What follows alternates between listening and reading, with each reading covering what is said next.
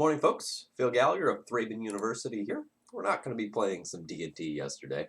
I recorded this week's daily D&T yesterday, and the week was a beating, to put it kindly. I was pretty tilted afterwards.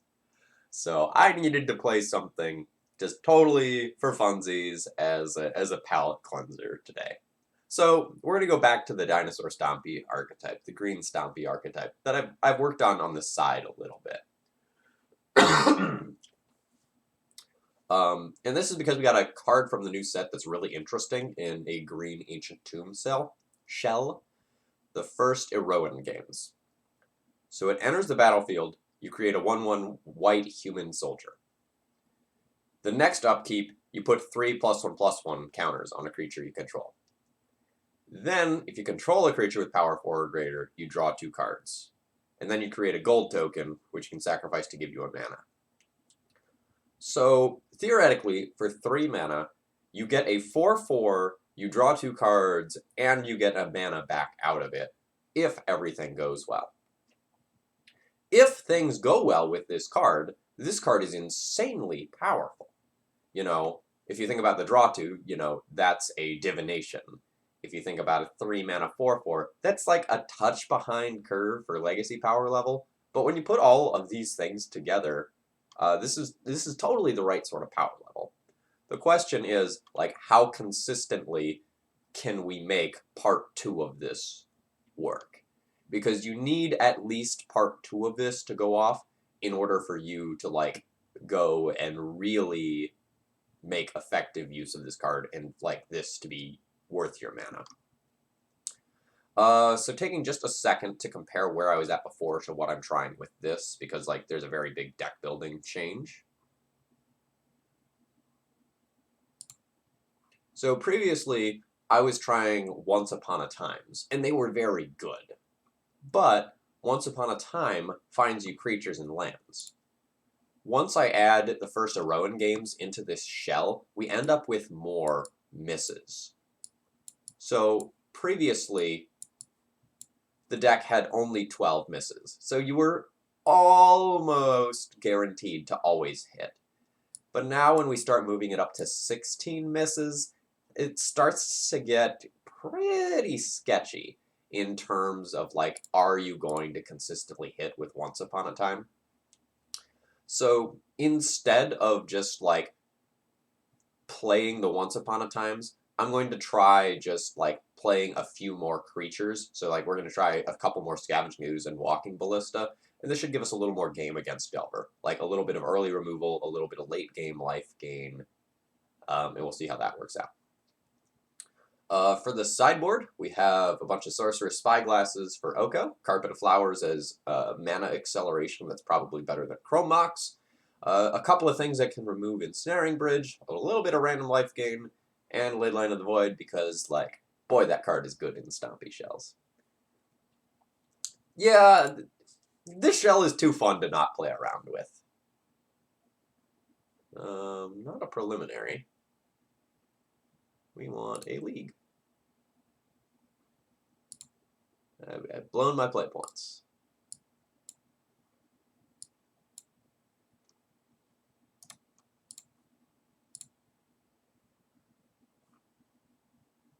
Sculpting Steel.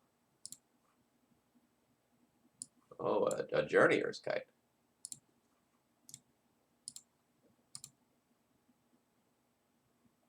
Hey, a bird. That's not bad.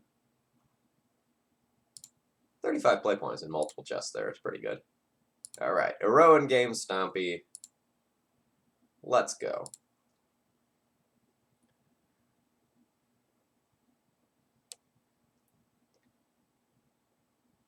You sold your vials.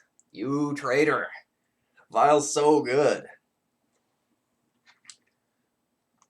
Aether Vial is one of those cards where, like, it's going to be a staple of any format that it's legal in. So if you're at all interested in playing that style of, like, little creature synergy deck, like, it's always going to be good. You know, you've got your random decks that use it.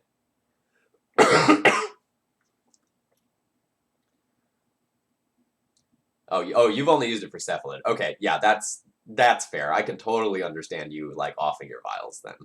But like, there's things like Modern Humans, Legacy Deity, Legacy Goblins, even Legacy Merfolk, if you're of that nature. Yeah, you don't get too many degenerate Ether Vial decks.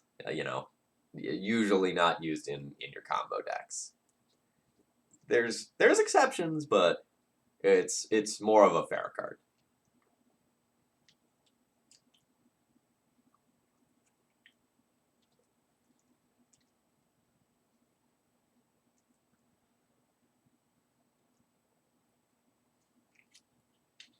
Yeah, I mean, I'm a degenerate too, but I'm a degenerate in that I like jamming Chalice of the Void and Thalias and Trinispheres and trying to make my opponent not playing Magic that way. So I've taken that a very, very different direction.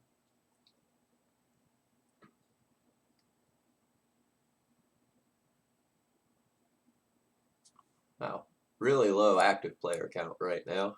I guess since the league just reset.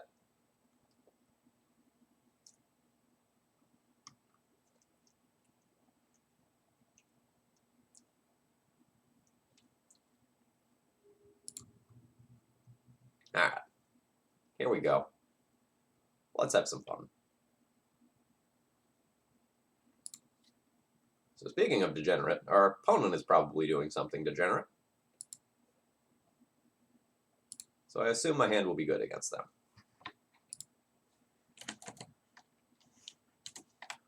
My opponent plays like a lot of like Dredge, Reanimator type things.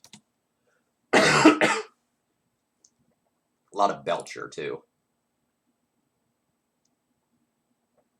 So I have to decide if I want to put my Chalice on 1 or 0 versus them. So if it's Belcher, 0 gets Chromox, LED, Petal. If it's 1, I get Tinderwall, Gamble, Rite of Flame.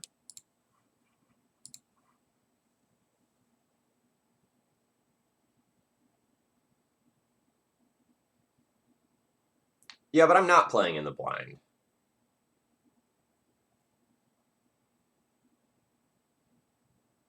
I think I am going to go Chalice on 1. But if my opponent is playing Belcher, then it's definitely better for me to Chalice on 0 and play a threat.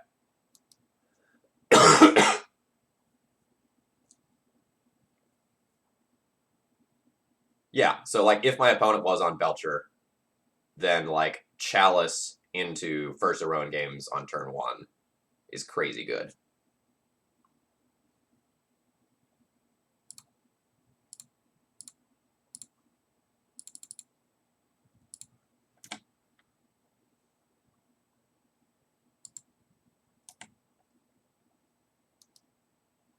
All right, I think we're going to do it.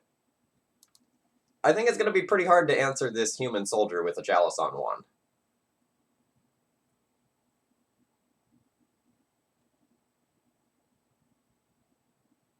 Multiple Eldrazi Mimics.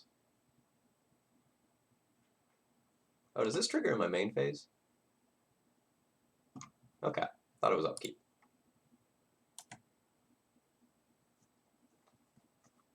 All right, we have made a 4/4. BBMTG, thank you very much for hosting, and I'm looking forward to working with you in the future. Am I attacking with this human soldier into double mimic? Yes. Because I can, if my opponent double blocks, I can make a 4/4 Scavenging Ooze in my own upkeep.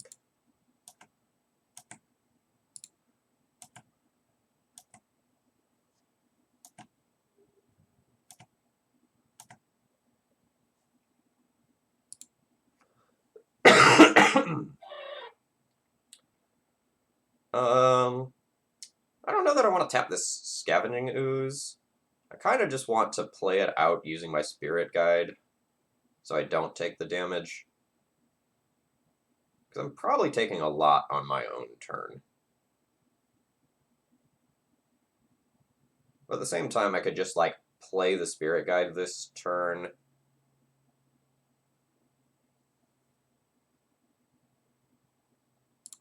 Alright, I'm going to make a play that leaves my life total in a slightly better spot. And this also blanks a Thought-Knot Seer if my opponent plays it. Nice.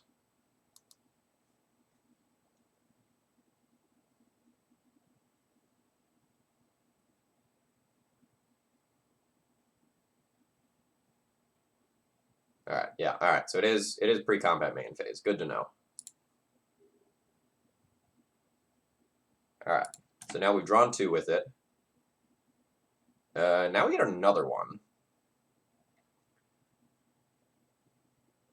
But I am at 8 life, and there's no creatures in the graveyard.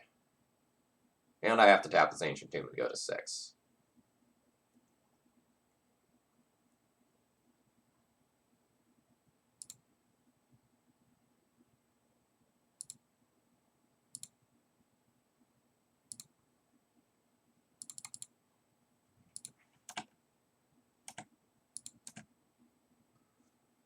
So we're no longer the aggressor. We really need our opponent not to have, like, Reality Smasher this turn.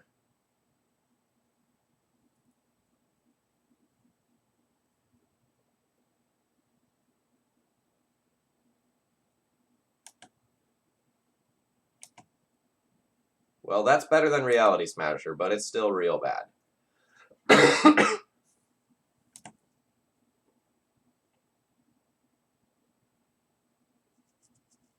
So I can't take one of these hits, otherwise I go to 1 and die to Endbringer pretty easily.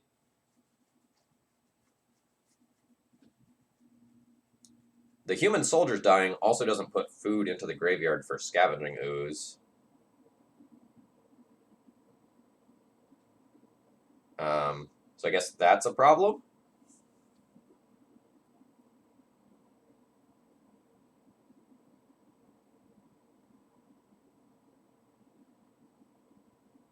How am I getting out of this?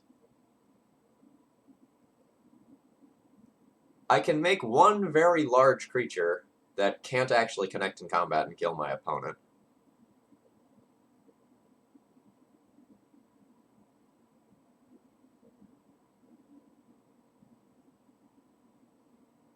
I don't know that I have any outs. I'll look at my list. Nope, whatever that is, I don't want it. Yeah, we're gonna go ahead and concede this one here. Like I can survive a turn, but I don't think I have a path to victory. Alright, what do we have versus Eldrazi? / like what do we not want? We would like to cut these 8 cards, but I don't know that I'm actually going to get to do that. Like, we have 6 things that are more reasonable than these. Like, the Chalices absolutely need to go. And then I guess I cut 2 Trinispheres and begrudgingly keep 2 of them.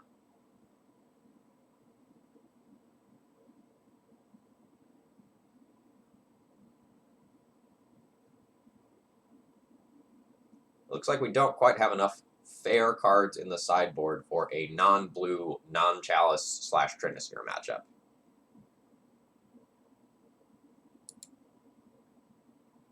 No, we absolutely do not Chalice on 2 on turn 1 in the blind. Absolutely not.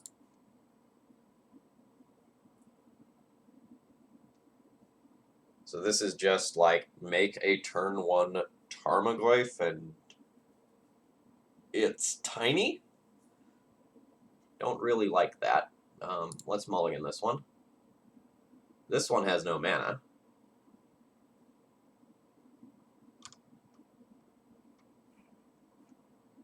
So we'll mulligan this. This one will keep.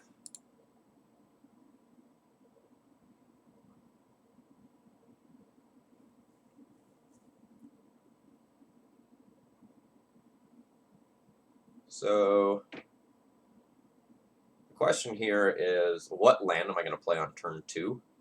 Because if I'm going to play my City of Traders turn 2 and just like play first Iroan game, like Managorger Hydra into first Iroan games or vice versa, and I don't get wastelanded, then it's probably correct to just throw back the snow-covered forest. Or even the Tarmogoyf, since the Tarmogoyf is going to be pretty small. And then I have the possibility of having 4 mana for a dinosaur if I draw one.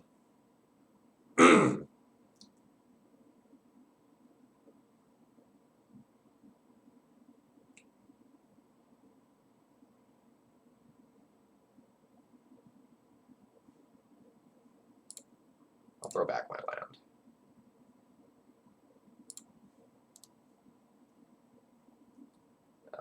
But my opponent is definitely the Stompy deck that's more prepared for this battle.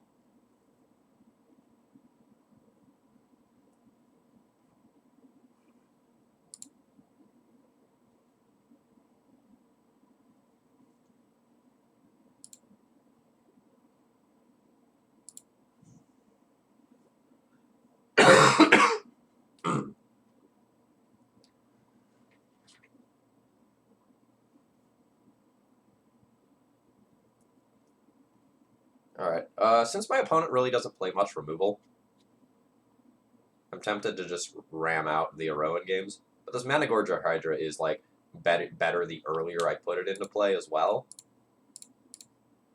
So I think I'm just going to send this thing out there. If I play Iroan games, a Walking Ballista or Warping Whale really makes me have a bad time. Or a Dismember. Or a Spatial Contortion. So totally fine with waiting a turn on that.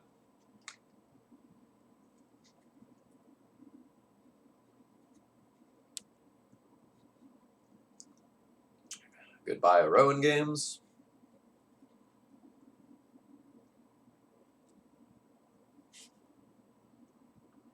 Our Tarmogoyf is pretty small.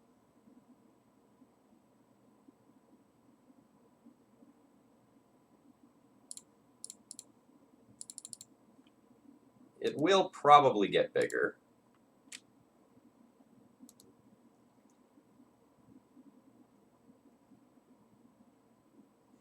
Like we have wastelands that can hit the graveyard. We have like my ancient tomb, or sorry, my city of traders that'll probably hit the graveyard next turn. It's looking an awful lot like we're going to be outclassed.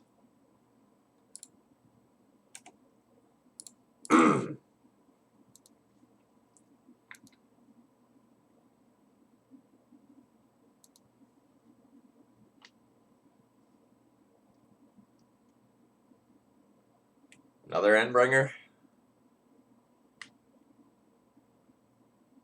No, a large endless one.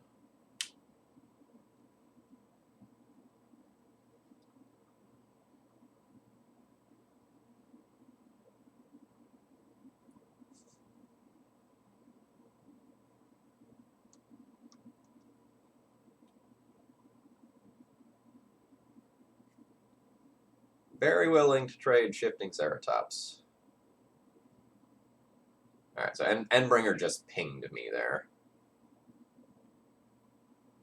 So I can't attack Shifting Ceratops into that.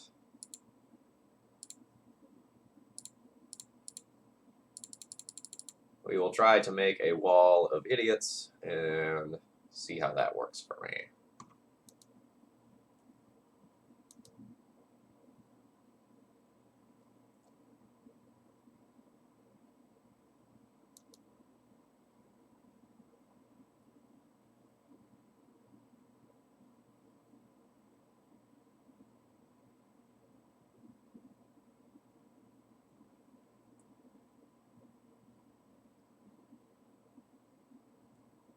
So my opponent is at 8.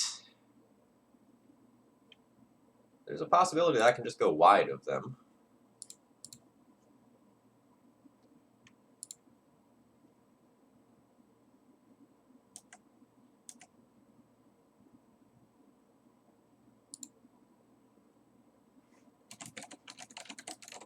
So unfortunately, we really need to name the Ratchet Bomb with this, otherwise in 2 turns, the Ratchet Bomb gets my Tarmogoyf and my Spyglass. I would love, love, love to shut off the Endbringer. but I don't know that that's actually viable.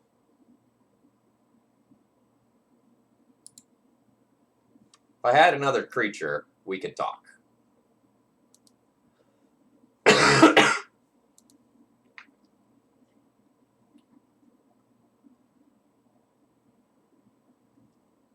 I also think my opponent was supposed to respond to the Sorcerer Spyglass trigger by ticking up the Ratchet Bomb. Like, I don't know if they have a way to, like, actually get rid of my Sorcerer Spyglass or not, but it seems like the sort of thing that's just correct to do in a vacuum.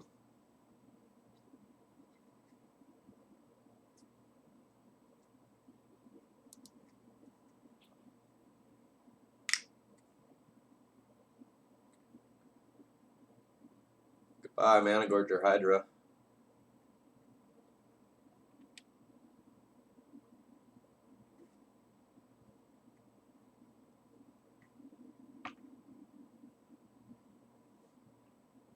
Alright, I'm gonna go ahead and ship this one here. Like, my opponent is getting to the point where they have a big enough board that, like, I don't think that I can reasonably win from here. Let's move on to the next one.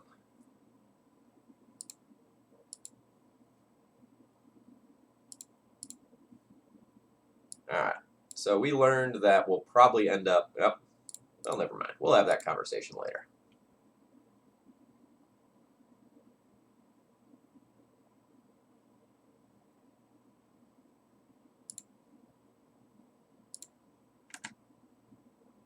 So we have sort of a fair start, but we have a very good density of threats.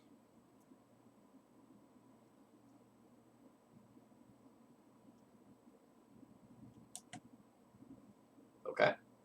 So we're playing against lands.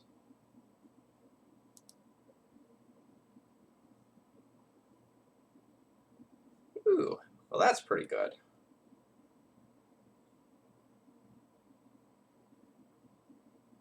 That means that I can make a turn 1 play if I want to.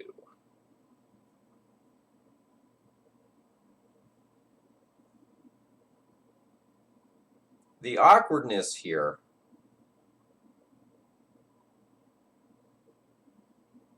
is manifold.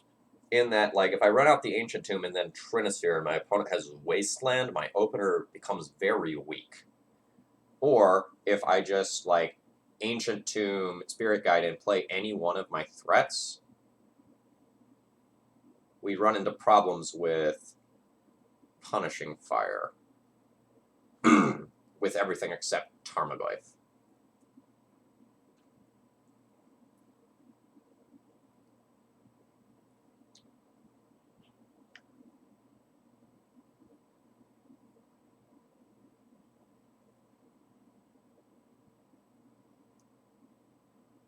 Trinisphere cuts off a lot of my opponent's multiple spell situations pretty easily. But I think the possibility of me getting locked under my own Trinisphere is pretty rough.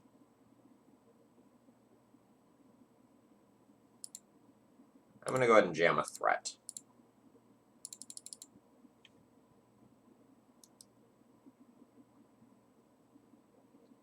If they don't have Punishing Fire in their opening hand, or if they try to do anything else prior to a Punishing Fire, this Mana Gorger Hydra will get out of control. Alright, there's the reward for not playing the Trinisphere. You also have Punishing Fire for Ultimate Daggers. Aha! Now Mana Gorger Hydra will live through everything.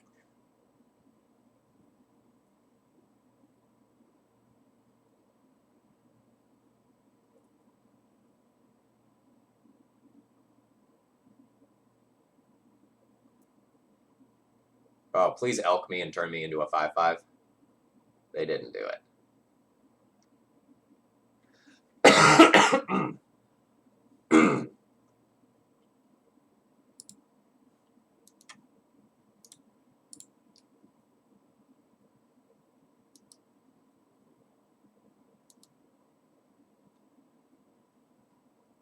So one of the reasons why I built this deck with so many +1/+1 counter things is so that I'm stronger against Oko.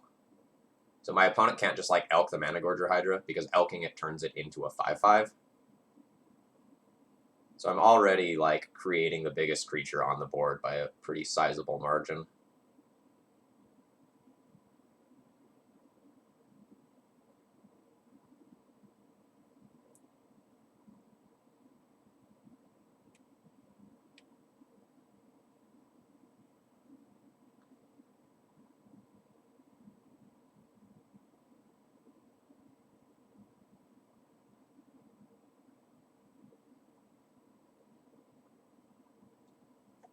So note that my opponent can just refetch to turn Elvish Reclaimer back into a 3/4.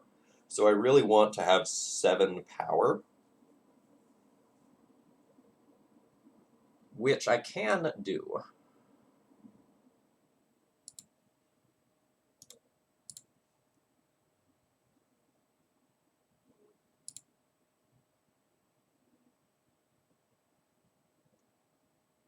It feels like this is the sort of situation where my opponent would double block.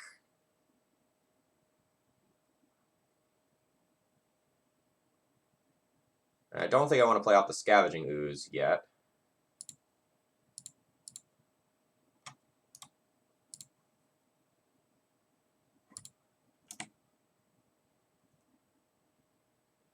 So I can play out a Tarmogoyf. I can play a Chalice on 0 to grow it again. Would I be willing to trade Elvish Reclaimer and Food Token for Managorger Hydra? That's tough. Because in another turn cycle, I can just be bigger than all of that, but an Elvish Reclaimer activation may mean that like they find the other piece of the combo they don't find from life from the loam. Oh, right. It is a 3/4, not a 4/4. I was thinking of toughness. Yeah.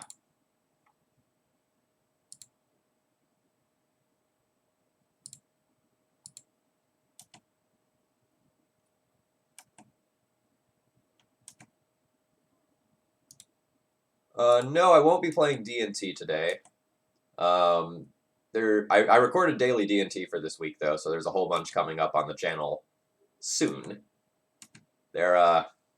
There's some entertaining matches, but they're a little brutal in some ways.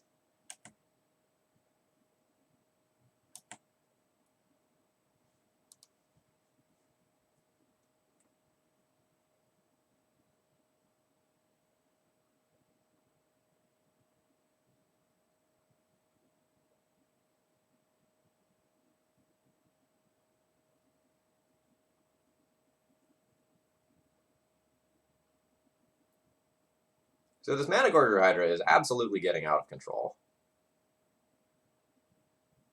And my opponent still hasn't seen, like, a win condition in Graveyard, so they don't just have, like, access to the combo this turn.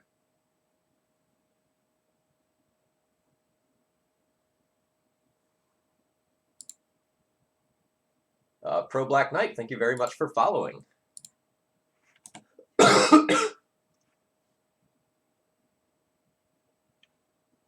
I mean, yes.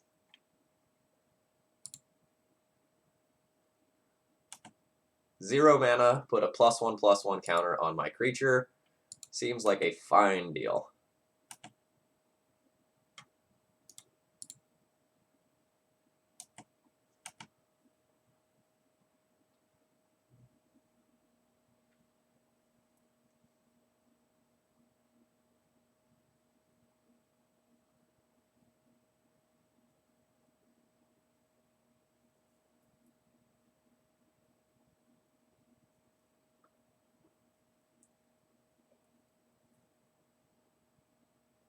So if my opponent has Glacial Chasm in their deck, I start to run into some trouble.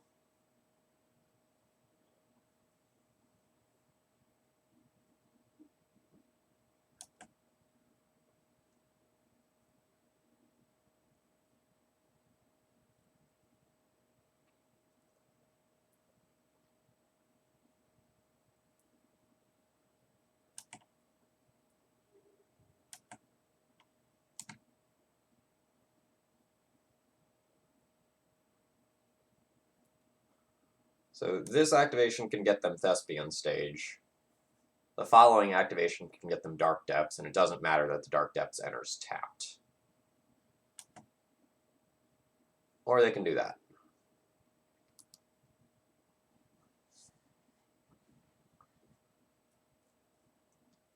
Oh, geez. That was a very lucky dredge. That hit both stage and depths.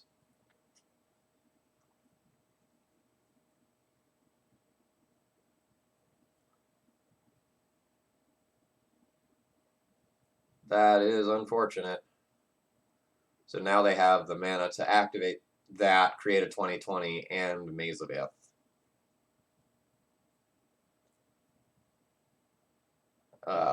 Land, you are a touch late, friend. So close. So close to closing this one out.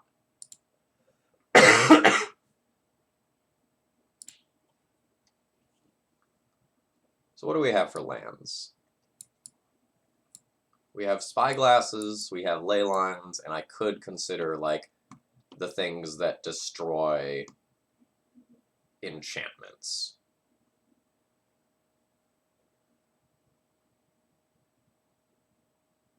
So,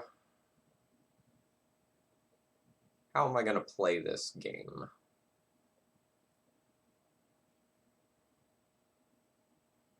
Managorger Hydra on turn 1 was insanely good. I think I'm probably going to, like, sub out my Chalice and Trainospheres for this sort of stuff and call that good and just, like, keep my threat density high.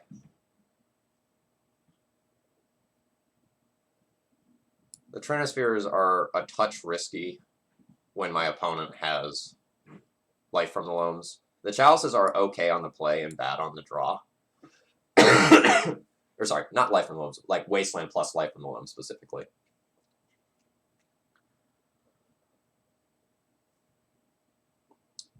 I can keep one Chalice doing this, or I can consider playing multiple Chalices and cutting some of my other cards.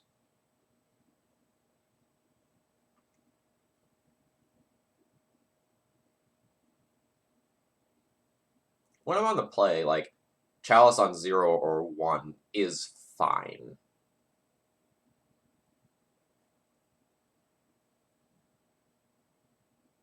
But I think I'm going to go like this. Again, thank you very much for your continued support. I hope you're enjoying the content here. We're getting a little weird today, but that's not anything all that surprising.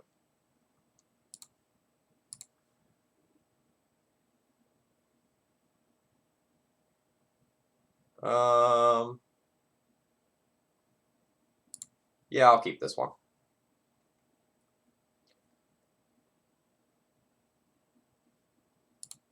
We're not exactly doing anything degenerate here, but we are going to make a lot of clues.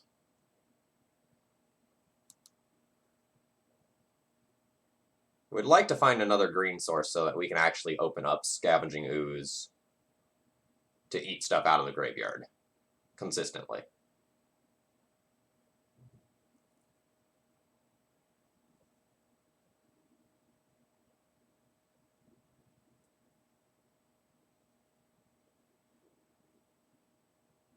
Well, that's another green source, technically.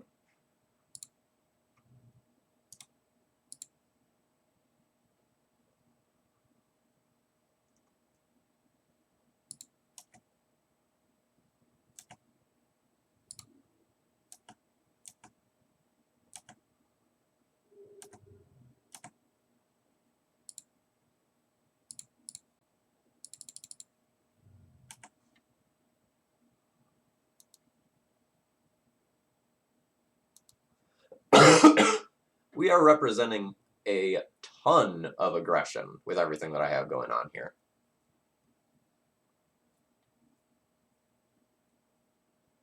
That is an Oko that dies to what is currently on board. Quite handily at that.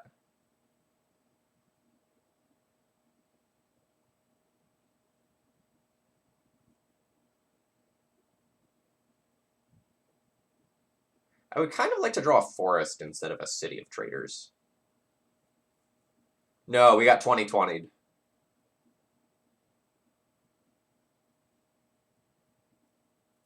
I think we're going to overkill this Oko. And probably be okay with that. There's also worlds where I just ignore the Oko and just, like, go straight to my opponent's life total. Let's start by cracking this clue and see where this puts us.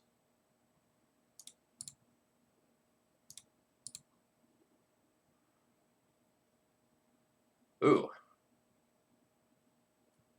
That's mighty interesting.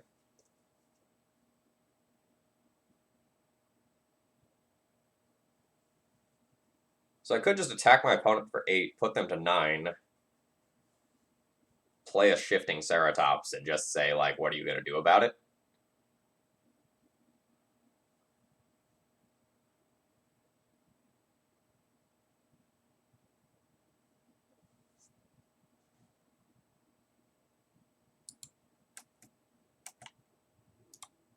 But I'm going to kill that thing. Oko is a good Magic card.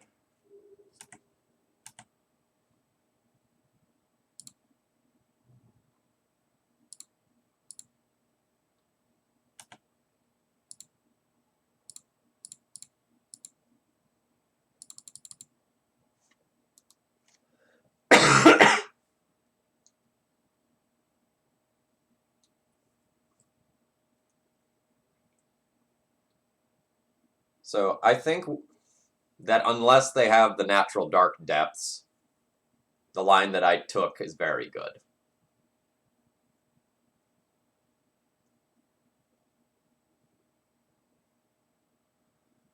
That's a little frustrating.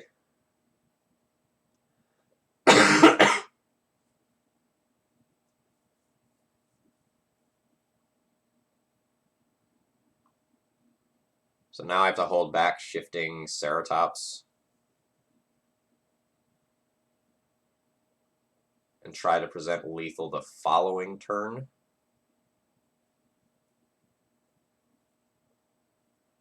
Which I might just be able to do.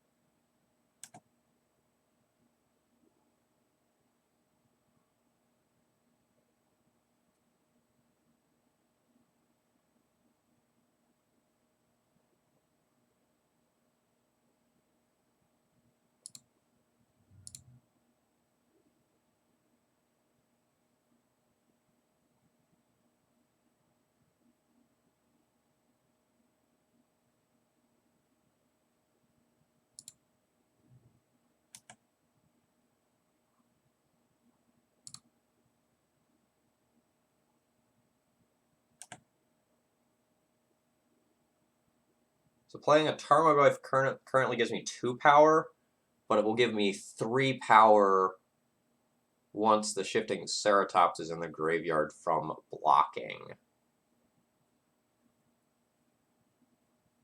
Potentially more if my opponent casts another spell. So it's probably fine to play a Tarmogoyf and pass the turn. I have 6, 12, 15 of the 20 damage that I need showing.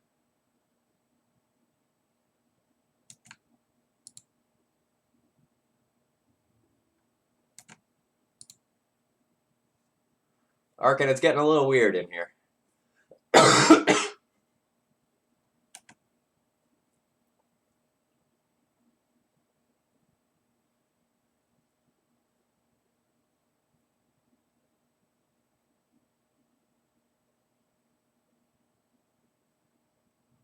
So I need exactly 1 more point of damage than what I have to have lethal on my opponent.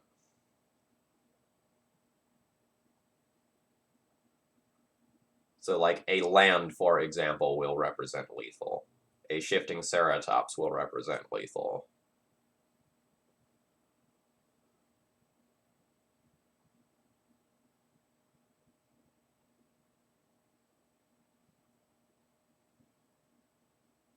So my opponent may not be able to attack depending on what all they have.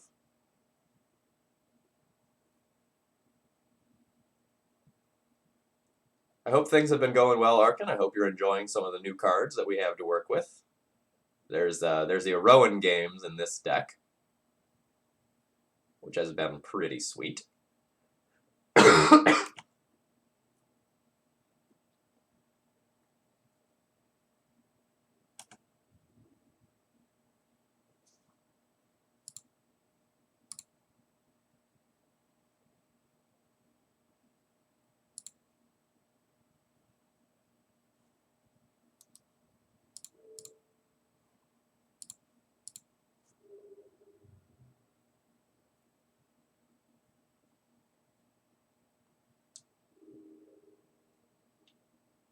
Leyline of the Void, not exactly what we're looking for.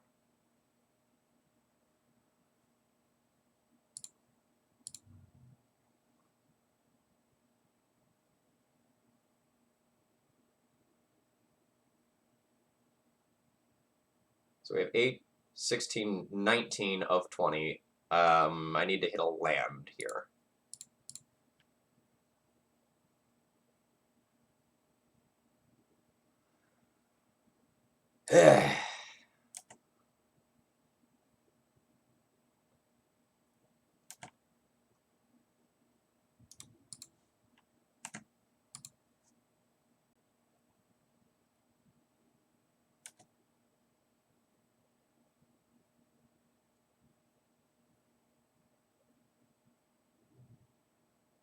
All right.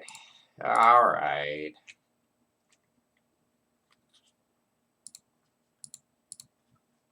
That's unfortunate. We've come up just short so many times. Like, I'm very clearly doing things that are powerful, but we're not quite there. I mean, that might mean that the deck building needs some tweaking, or that things just haven't broken our way. But, like, if I showed you pictures of the board states that I've created, you'd go like, yeah, that's definitely legacy Magic. Yeah, Arkin, I totally agree with you. Aurum was on Eldrazi, and we just didn't have enough sideboard cards for them. Like, we have all these Chalices and Trinispheres, but we only have, like, so many fair cards that we can bring in. So our configuration isn't quite right for that.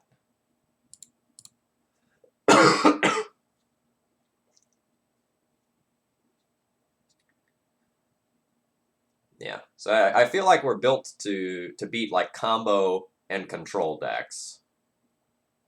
Like, traditional combo, traditional control decks that, like, Chalice and Trinisphere are good against, because we have, like, this massive, massive clock available on, like, so many different fronts. And a ton of value. We'll see what else we get paired against.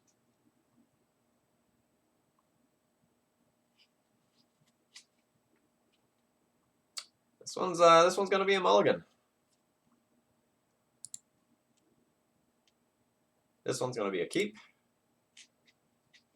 So we're gonna go turn 1 Forest, turn 2 Hydra, probably.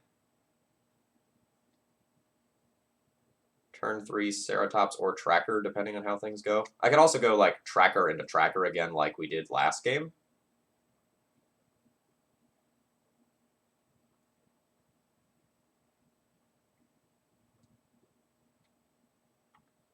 To keep diversity, I'm going to put back a Tracker and see where this leads us.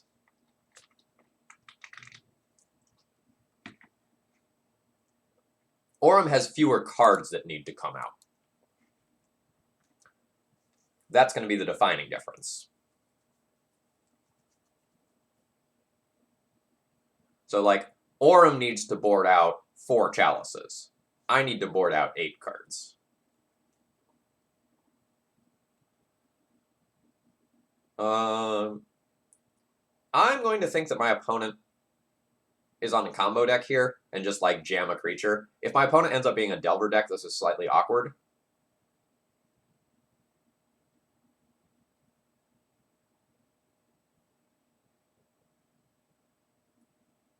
And I could just wait to play turn 2 Shifting Ceratops because of that.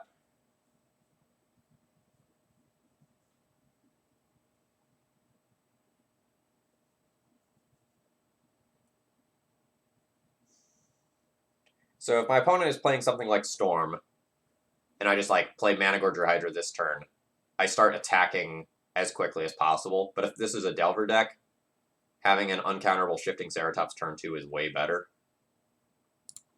I'm just going to play a Forest and pass.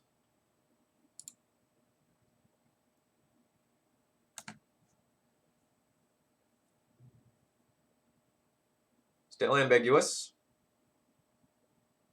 Delver. We are rewarded for waiting.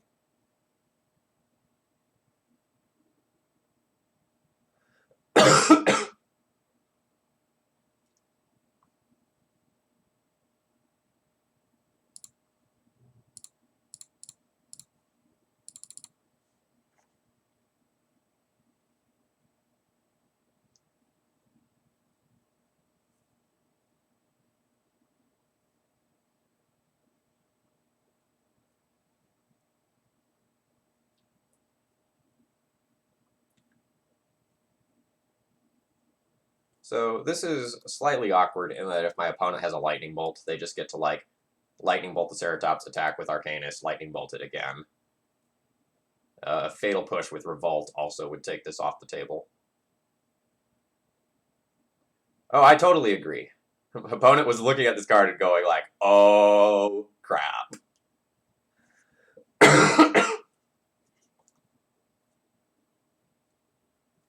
That was a shuffle.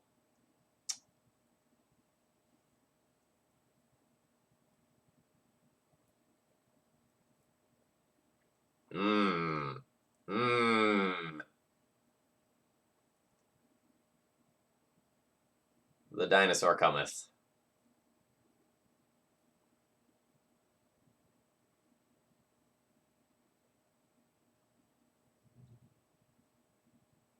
And I was bottom with that preordain as well.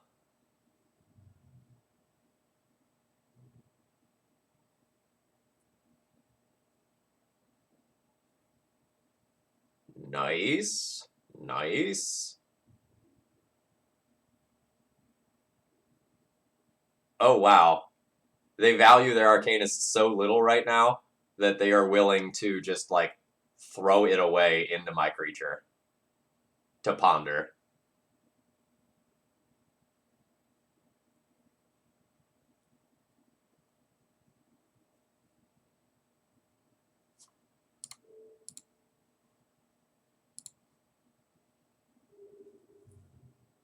Yeah, done, deal.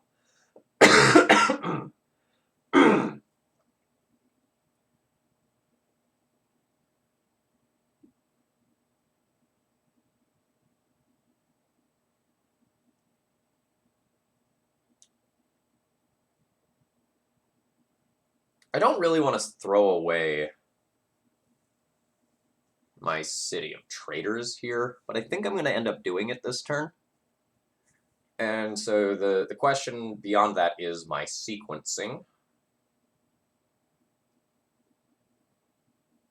So I can play a Managorger Hydra first to grow the Hydra, but then the Chalice is susceptible to Daze.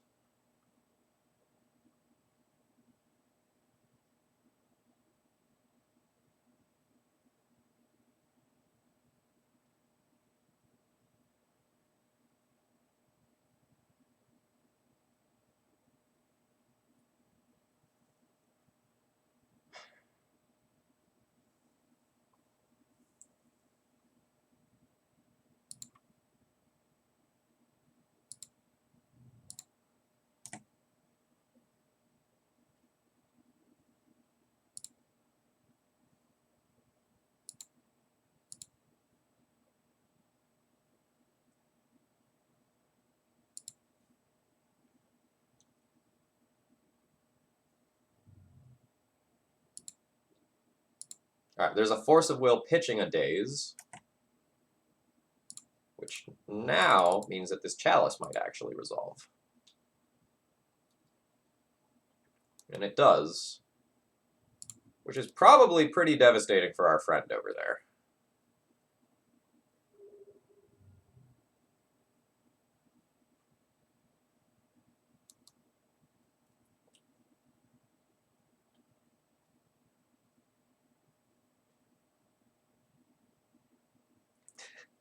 Yeah, Cherry Man, I know you appreciate this sort of stuff.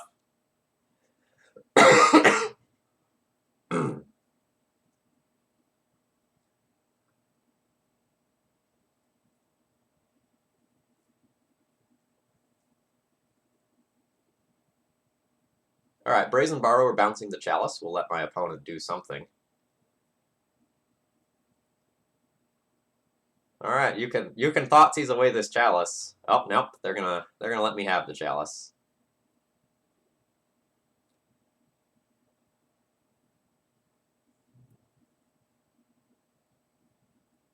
Or do they have another Thoughtseize? No, another Delver. So I'm gonna probably try to tap this Ancient Tomb as few times as possible.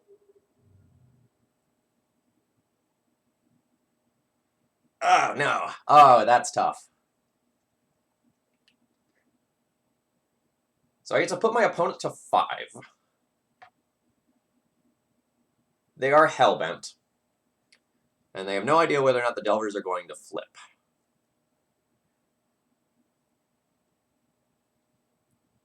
I think it is correct to play post-combat Chalice of the Void and just eliminate the power of their top decks.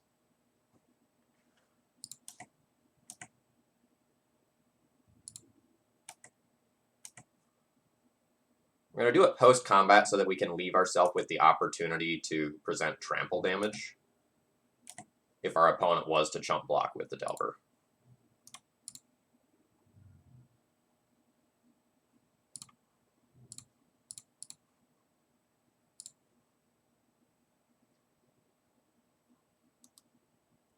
Oh man, all their idiots are blue? Sucker. So they have like Gurmag Angler, Bedlam Reveler as outs. Yeah, okay, Young Pyromancer as well.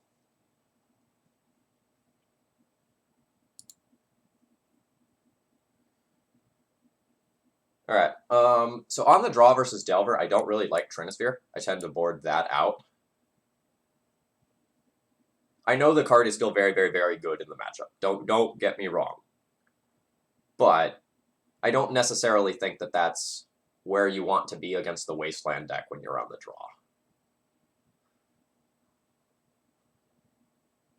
So I think we'll probably Carpet of Flowers, Chalice of the Void combo. I think I'll probably play with Batterskull for life gain. And then I have Chokes and Vivian Reeds that I can look at as well.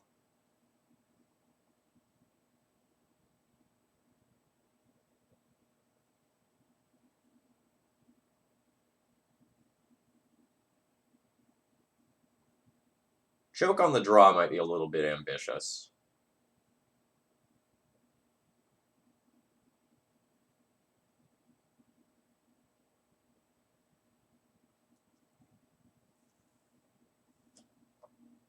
Is Scavenging Ooze kind of bad? Like, they get ancillary graveyard value out of things like Bedlam Reveler, Dreadhorde Arcanist. Like, the games are probably going to go relatively long, so Ooze is going to have targets to grow. I don't mind Ooze. I think I'm going to submit this. When I'm on the play, if we get to another game, a game 3, I might consider Choke.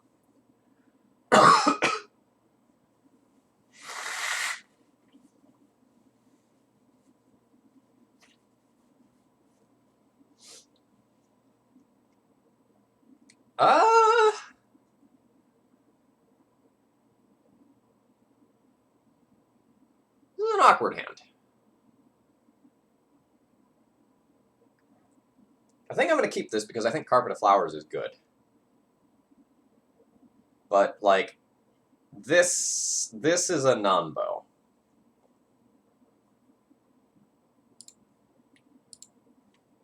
I don't love what's going on here.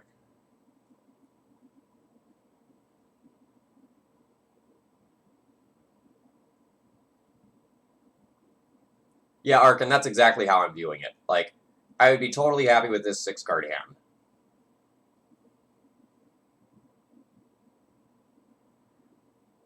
So am I going to imprint something to protect Carpet of Flowers from Daze?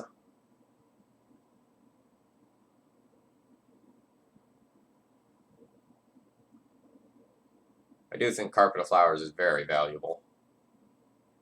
But if I pitch something and then this gets Force of Willed instead, it's super awkward. I think I'm going to start with a Chrome Mox. And maybe this initial Chrome Mox gets dazed. No. Okay. So in that case, we're going to imprint this Ooze. I think it's the weakest card in our hand. And now we'll play off Carpet.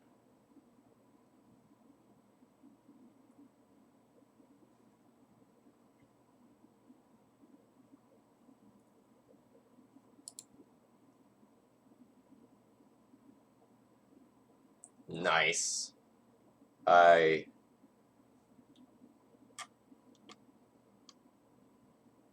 So I could add 1 mana to my mana pool this turn and, like, imprint something else to play a tracker, but I think that's so greedy.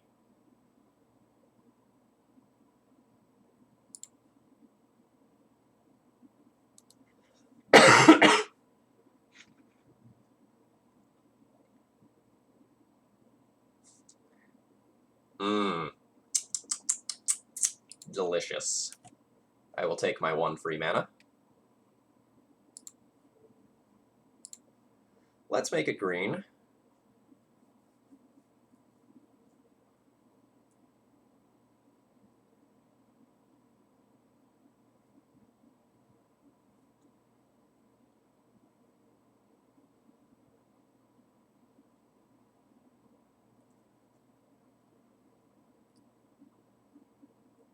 So I think I'm just going to go the uncounterable route this turn.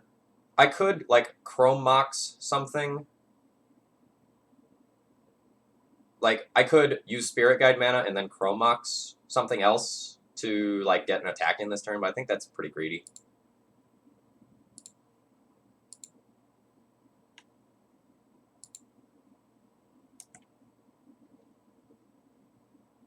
So we'll imprint our Spirit Guide. Uncounterable Dino Friend.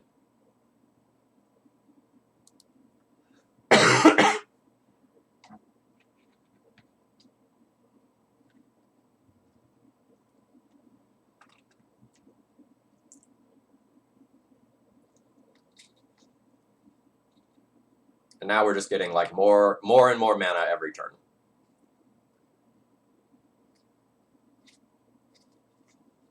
And we've forced our opponent into a spot where they're taking a suboptimal brainstorm. I'm all about that.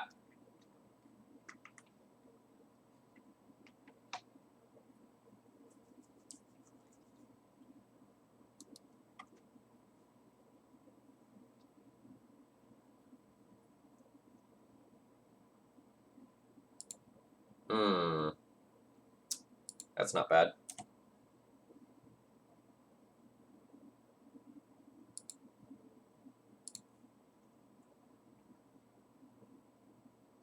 So I'm going to wait to play the tracker until I can get some value out of it. And similarly, I'm going to try to wait and play Batterskull until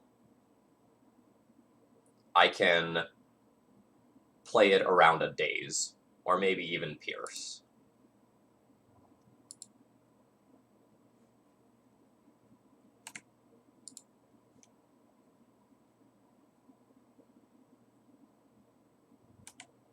Yes, yes. So now Batterskull is safe from Daze. Our opponent is still putting 0 pressure on us.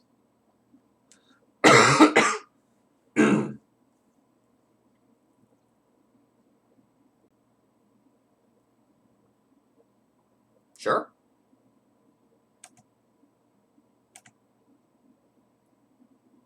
Like, that sets me back a mana, but, like, I have Carpet of Flowers.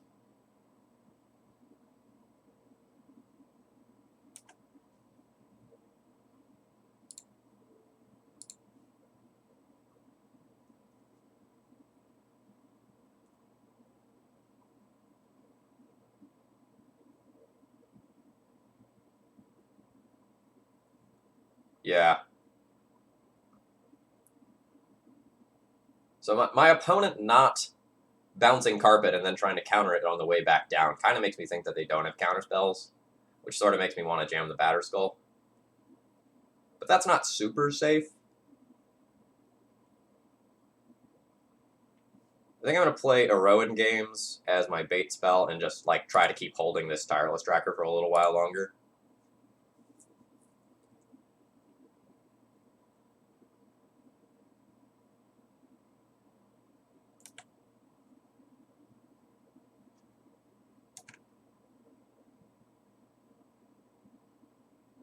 I don't think I'm likely to get stage 2 of this saga to work. But I'm banking that I can probably get stage 3 to work.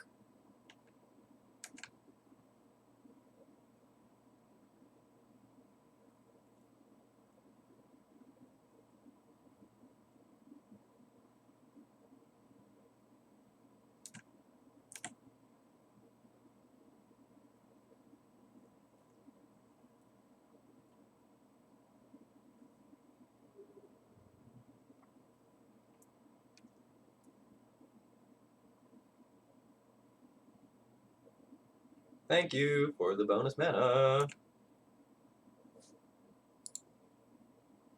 Gold token gives you a mana.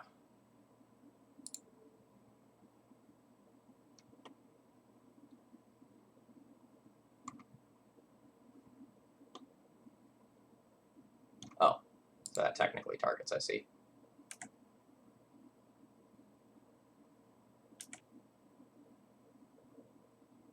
Yes, use Carpet of Flowers, get green. Alright, I have 6 mana to work with. It sounds like Hasty Dinosaur mana to me.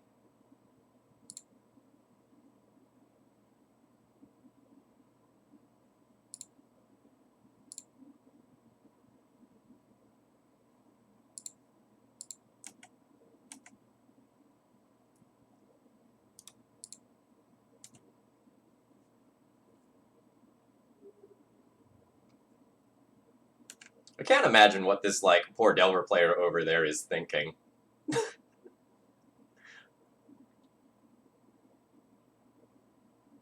Alright, there we go. We're on the scoreboard. We've started to redeem this deck. Yeah, let's look up a treasure token. Treasure MTG.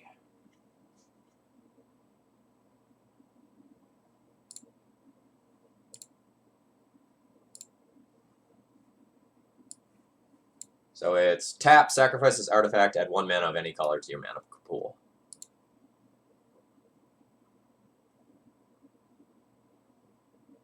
Oh, shoot. But we want gold. Gold MTG.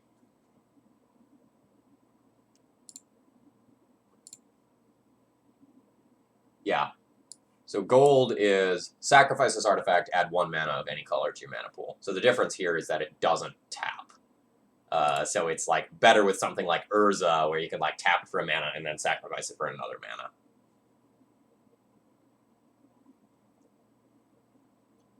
I mean, my opinion is that if you're playing a Delver deck, Carpet of Flowers is a must Force of Will card, because it like ruins all of your soft permission and makes your wasteland so much worse. No, I think Breach is very good, but I don't think it's all that more like degenerate than anything else that we can already do. This is a mulligan. That doesn't even produce a turn 1 Hydra. This is a keep.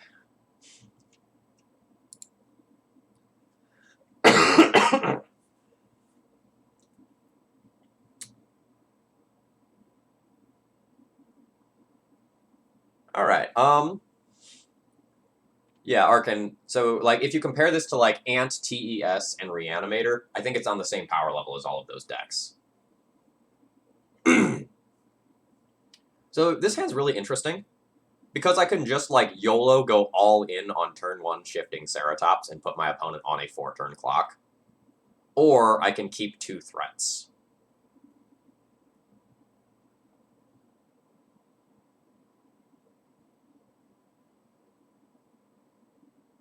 I think the YOLO play is pretty good.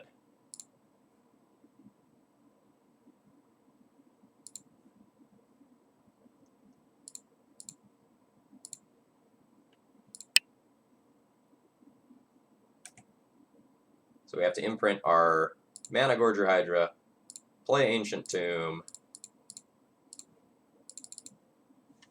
turn 1 Dinosaur. Can't be countered.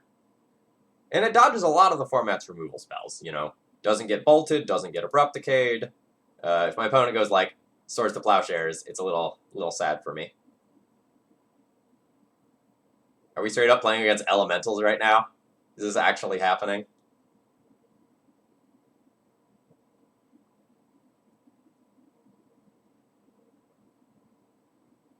Dinosaurs versus elementals.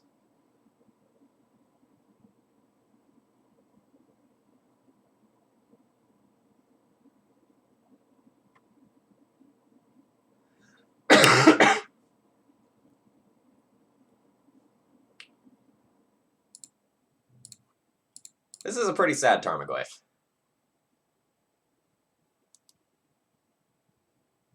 Thanks, Arkin. Catch you later.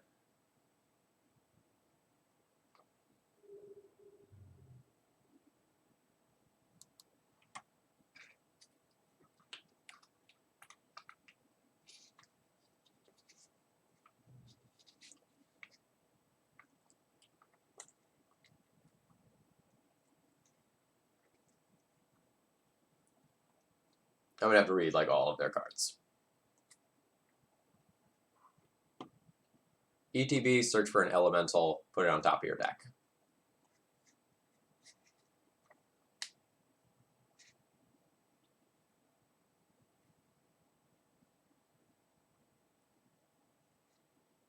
So if they have some elemental that somehow deals with this, I will be sad.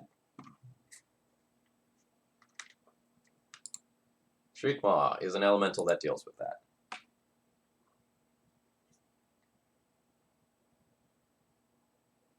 I didn't play during Laurelwind, so no. Alright, and that just adds 2 mana.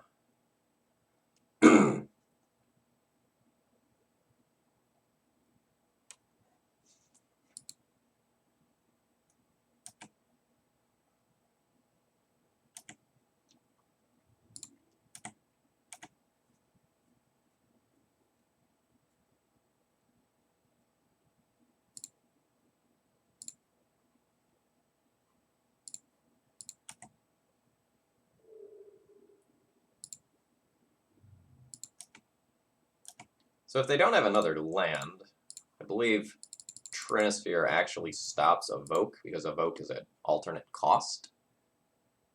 Yes. So if they don't have another land, they can't actually Shriekmaw my Shifting Ceratops.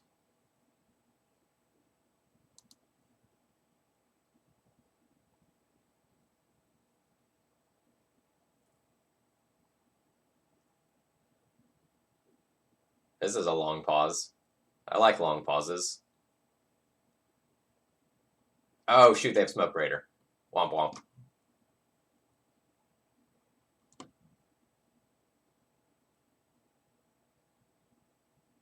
Interesting.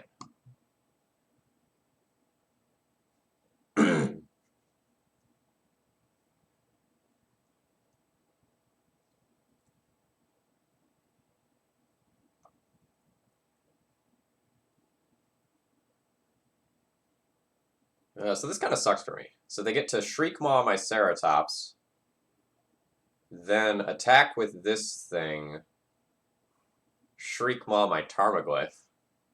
Alright, I have mad respect for that.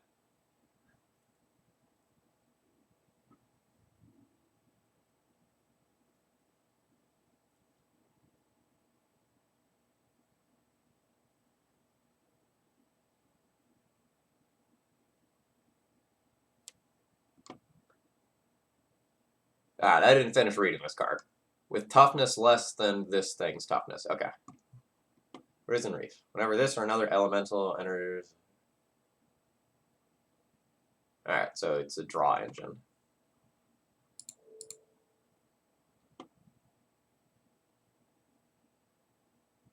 Oh man, and so like this doesn't get exiled or anything, so they can just keep returning the same idiot turn after turn?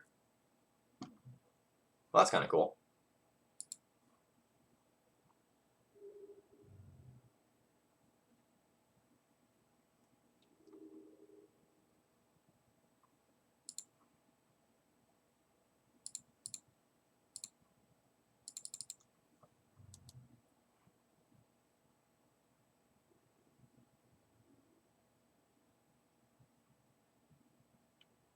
I guess I'll take my point of damage here.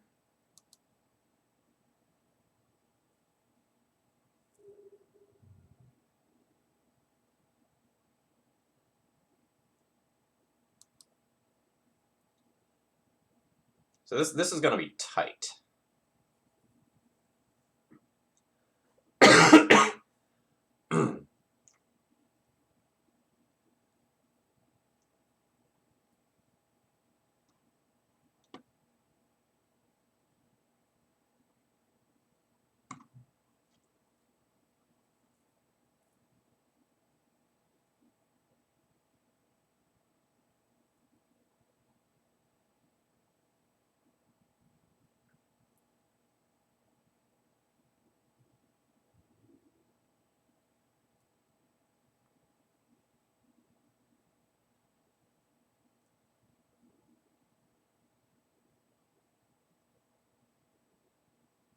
So they get to search for something and then draw it via Risen Reef.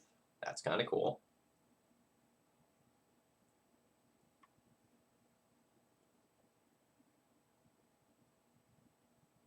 So if they have like another Shriekmaw, for example, that's probably quite bad for me.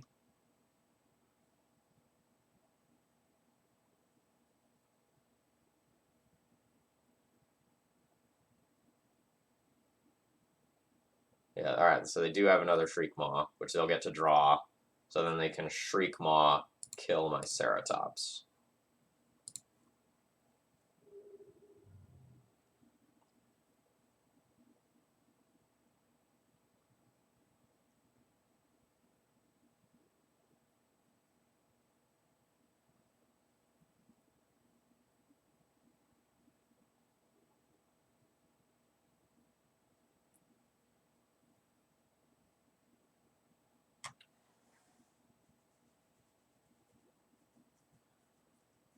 Let me tell you, a walking ballista would be pretty sweet. I kind of need to like stop this shenanigans.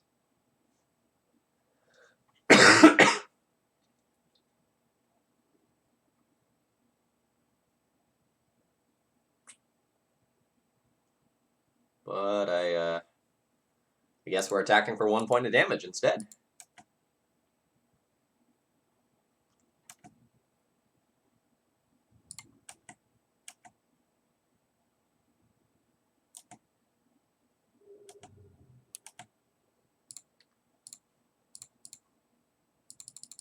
There's an argument for holding the Elvish Spirit Guide so that I can give a top deck Ceratops haste.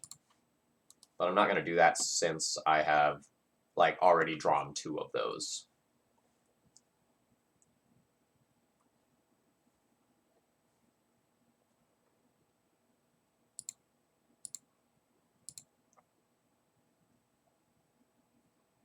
This is a bounce, right? Or no, it's a revive.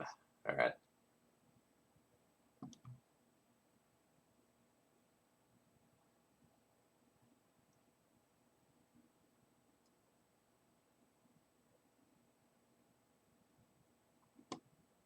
Oh, leaves the battlefield, I see.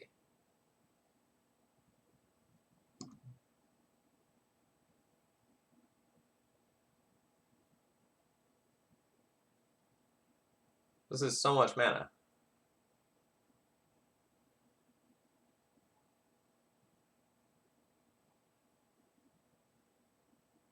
So now my opponent has very profitable chump blockers.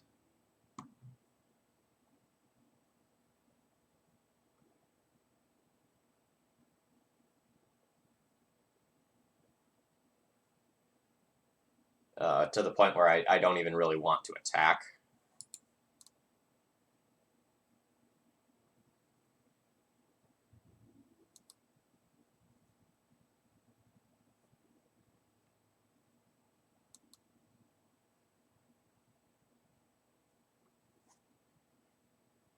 My opponent has great synergy,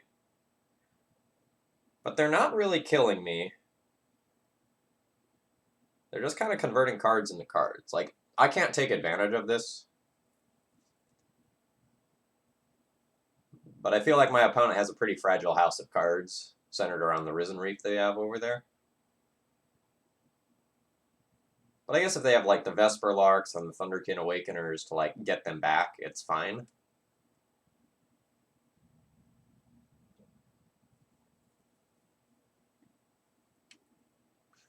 Alright, what on earth does this do?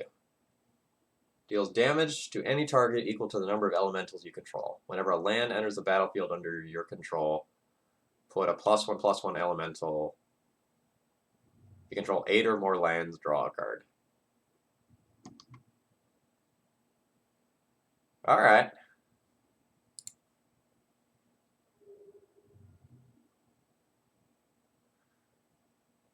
Well, I think that beats us.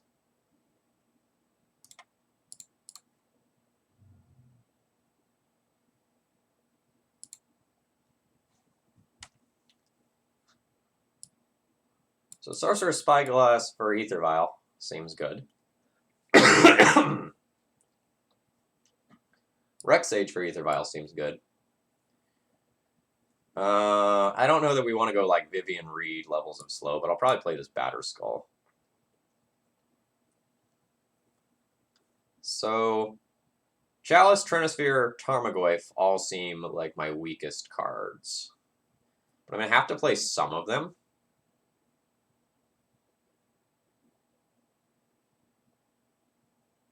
Oh, no, definitely not Leyline. Oh, well, JD, welcome. Glad you can join us for a while. So...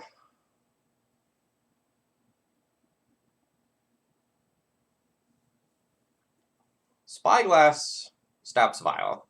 Rex Sage stops Vial. Chalice stops Vial. Chalice doesn't do a whole bunch else other than stopping Vial. So let's not overboard for Vial. Let's trim a Trinisphere. Because I think an early Trinisphere is very good if we have also stopped Ether Vial, or if we get it in play before my opponent Ether Vials. And I think it's going to be the unfortunate reality that, like, we just have to keep these Tarmogoyfs. Keep.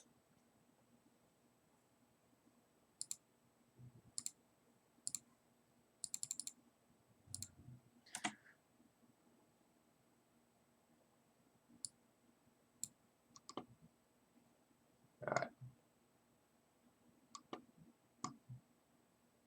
So, they just have dudes.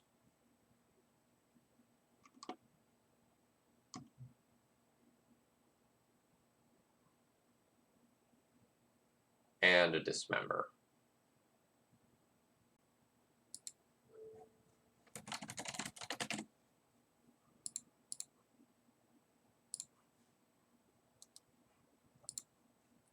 So we have kind of the wrong hand for what they have, but a Walking Ballista for X equals 2, or even X equals 1 to beat Risen Reef is probably going to be okay.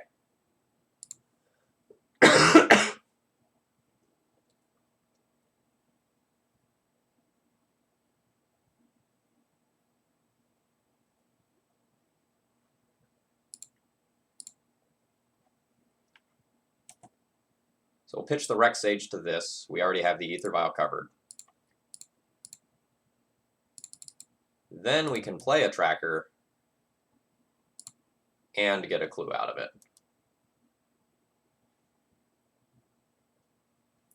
So this is the common legacy matchup: Dino Stompy versus Elementals. I know we've all seen it a bunch and we're tired of it, but you know, we'll play it out anyway.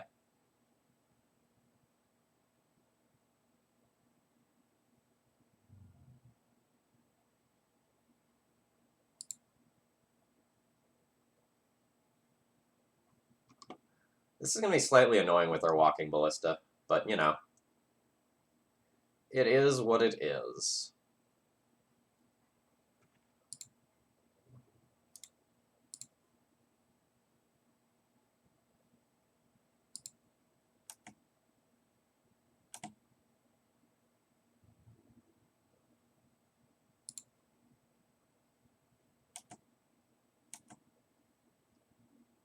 So, They won't block here. They have the Dismember that they'll play at some point on this thing.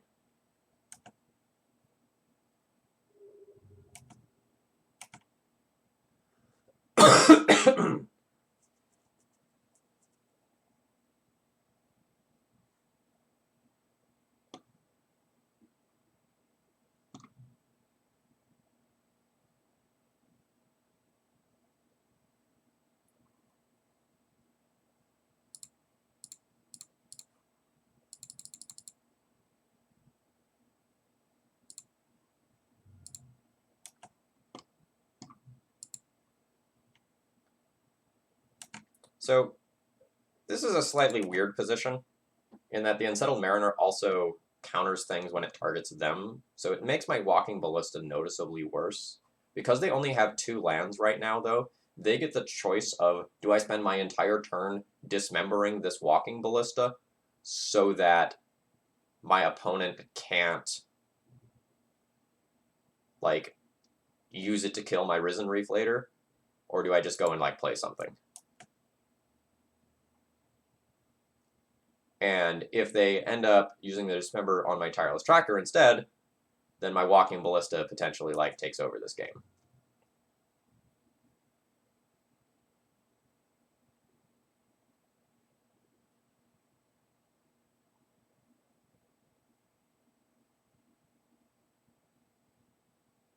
So that won't copy counters, so that's fine.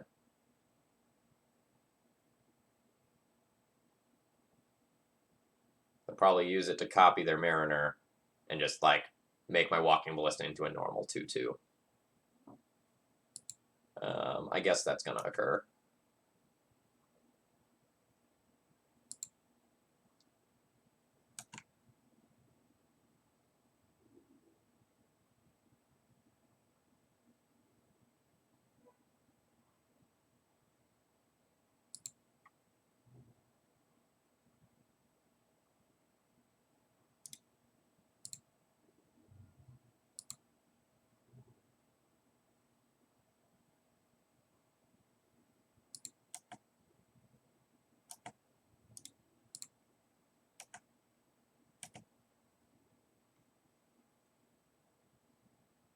All right, so no blocks.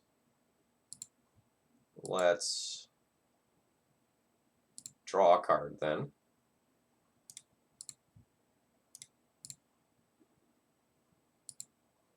Let's draw a card then.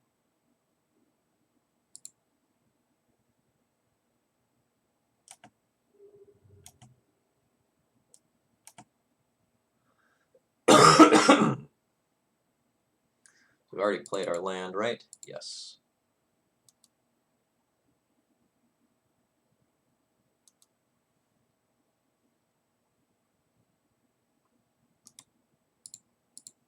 Yeah, so I guess I shouldn't F6 because of, like, the Phantasmal Image interaction.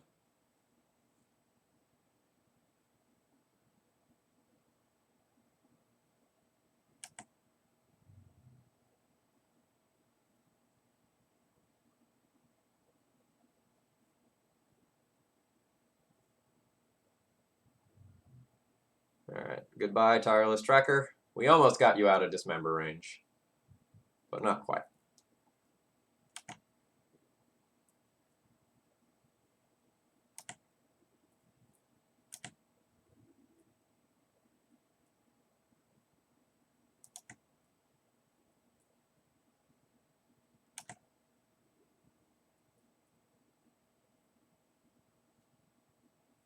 So I have 4 mana on board. I can make it up to 6. 6 would let me ooze and put a counter on Ballista, which seems fine.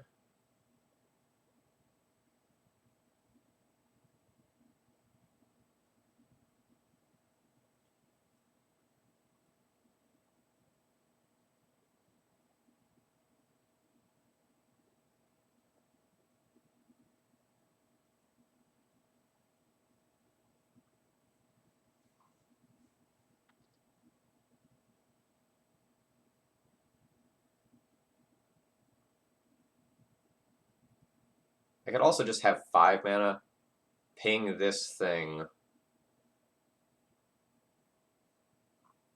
play Ooze, and have the flexibility to draw cards or eat 2 things, and then make it so I can use my City of Traders mana over multiple turns.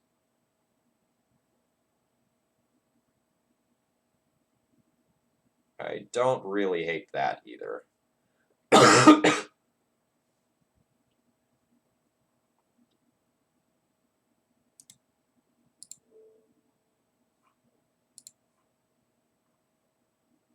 Yeah, so I think I want to put this in the graveyard now.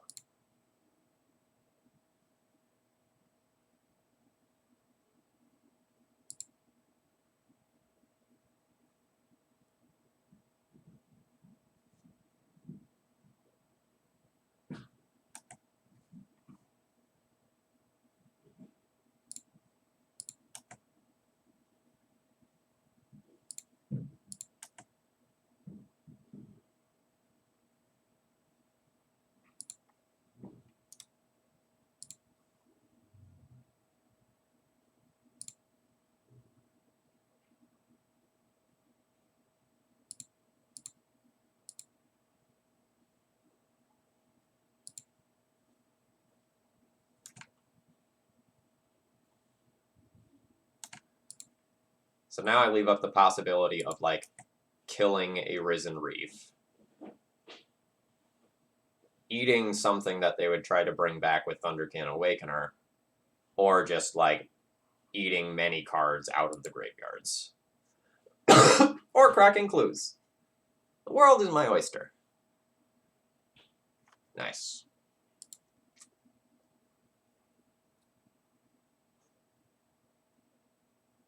On the draw, I think my Transphere becomes considerably worse. So let's junk that, and I guess, like, begrudgingly play a Vivian Reed to fill that slot. Like, at least it's green, so it can go under a Chrome Mox.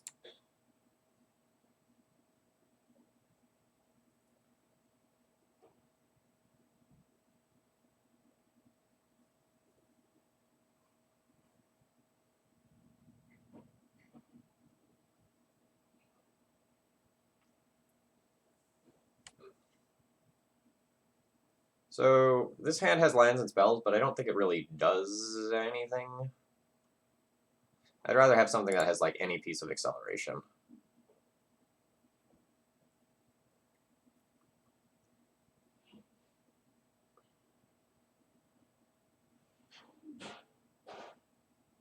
I don't know that this is a winning hand, but I'm going to keep it and toss back the difficult to cast Vivian Reed.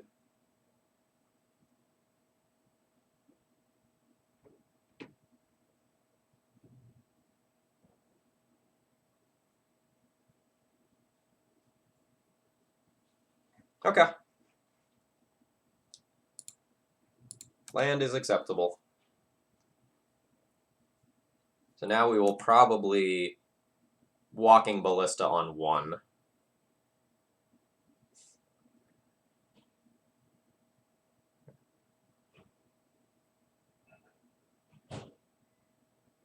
We will 100% Walking Ballista on 1 and kill that sucker. And I don't think I want to draw more lands, so let's do our due diligence and marginally thin.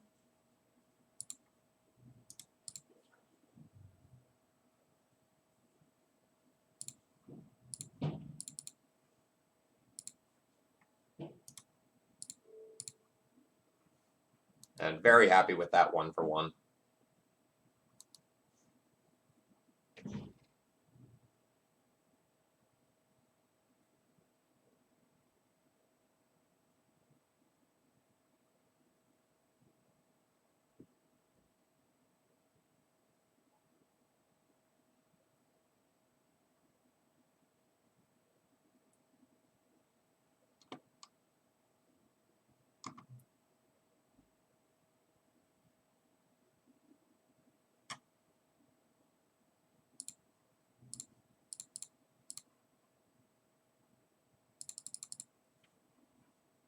We'll just use our mana efficiently here. If we draw a soul land, we have the possibility of playing multiple 3-drops next turn.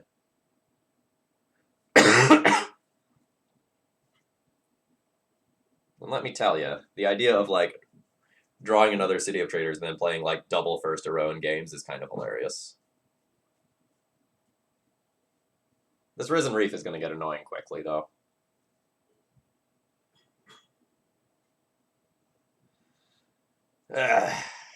So now they just get the Shriekmaw and they get to kill my Ceratops. That's annoying.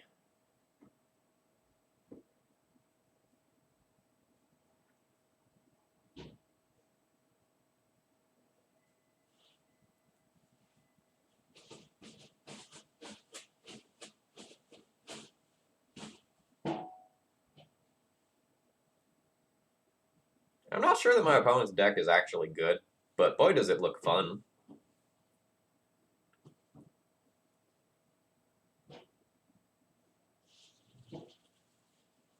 That's devastating for me.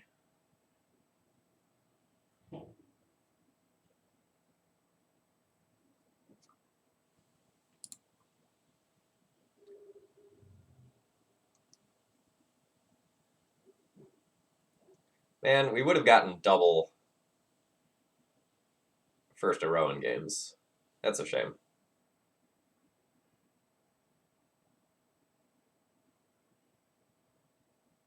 So which one of these do I need the most in play? Probably the one that will let me draw some cards.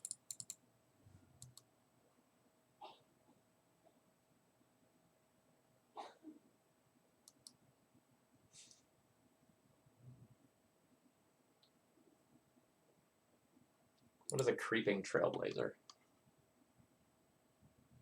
It's a pseudo elemental lord.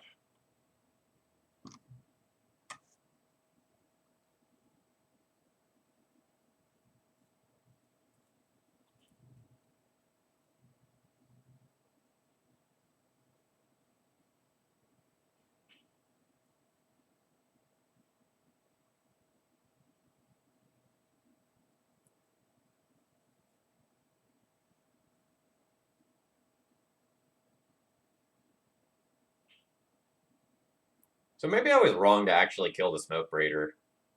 Maybe you're just supposed to wait for the Risen Reef and like kill that with the Walking Ballista because their deck doesn't seem to do much without it.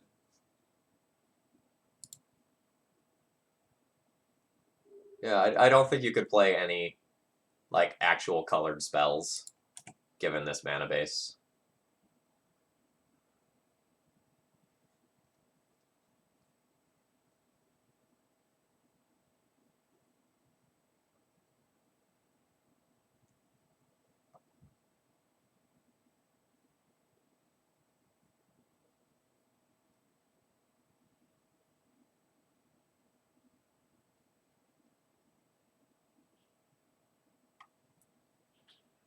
Also, I don't think they can actually activate that ability.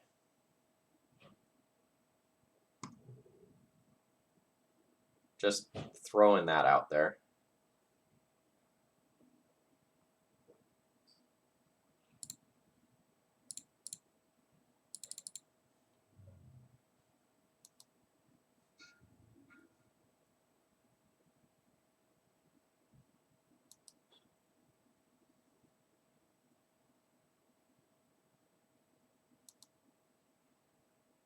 Oh, okay, so with a Smoke Breaker they can activate it, but like not with their lands. Oh, Primal Beyond can also do it? Okay. I'm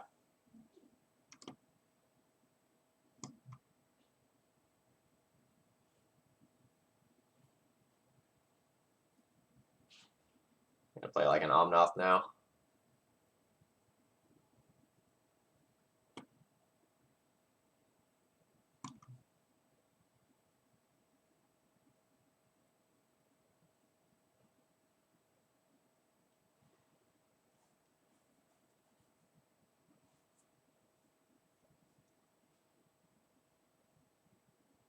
Yeah, definitely feels like a house of cards over here. I may have lost this game for like getting rid of the Smoke Breaker.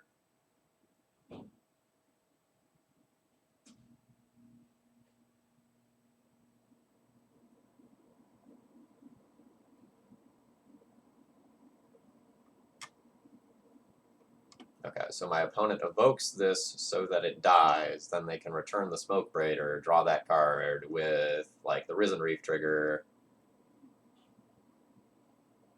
Got it. So my opponent has probably gone too wide of me here.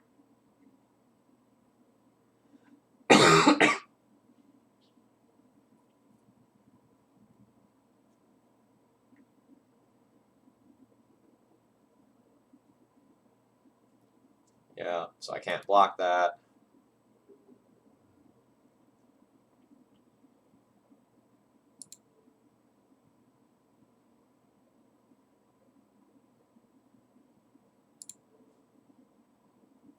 Well, auto-stacking those triggers was very poor. So don't auto-yield to those. But we're very dead anyway. Like, we can produce some creatures, but, like, our opponent has gone wide of us, and these Omnath triggers are going to be brutal over time.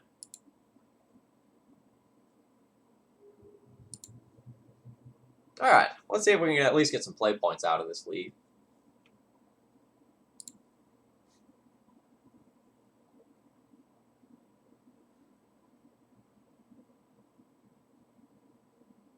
Keep.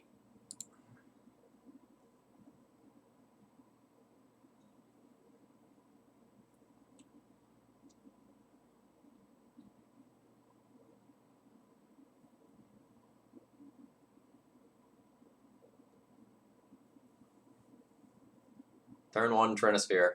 Seems very good against, well, basically everything. A Force of Will kind of be a kick in the teeth. It'll be a 3 for 2. Or 2 for 3, I guess, is the order you should put those in. No, absolutely not. When you get the opportunity to play a turn 1 Trinosphere, you play a turn 1 Trinosphere. Like, it doesn't matter that we'll sit here for a few turns and not do anything. Like, Legacy decks play so few lands that actually naturally drawing into 3 is relatively difficult. The other thing is that, like, the Goyf would be beyond an anemic clock. So I would fetch to get the Goyf, and so I would have a 1-2 Goyf.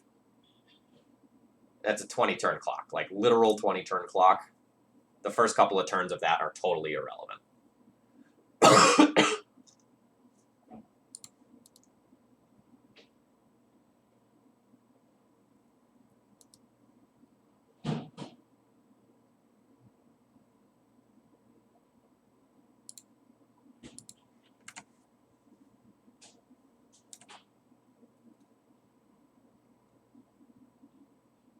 Verdant Catacombs and Mountain.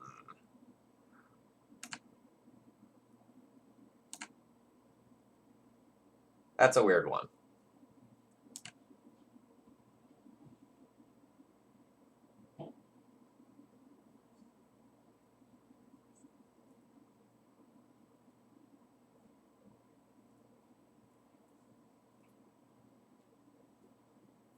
It's not even snow-covered mountain either. It's just mountain.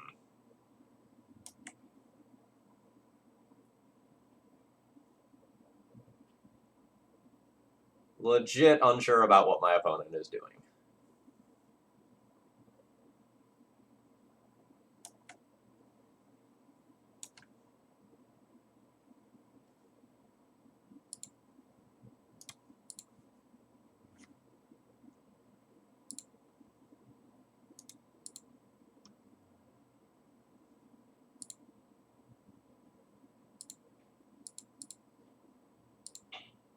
Hexdrinker's converted mana cost is 1. Doesn't play so well with Chalice of the Void.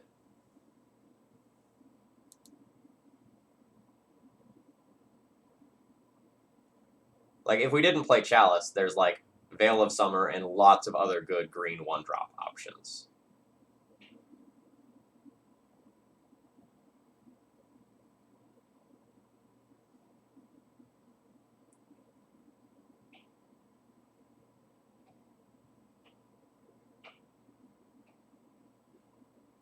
So as soon as I draw a 4th land, I will just blow that up.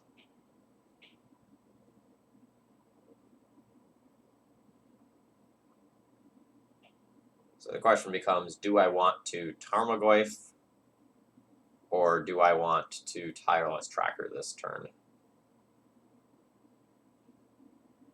There's also just an argument for Chrome Moxing, but that seems like a poor use of my resources.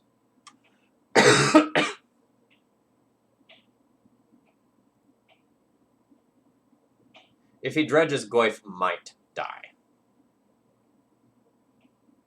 Right? Because you don't check state-based effects until after everything is put into the graveyard. So if he doesn't hit a non-land card,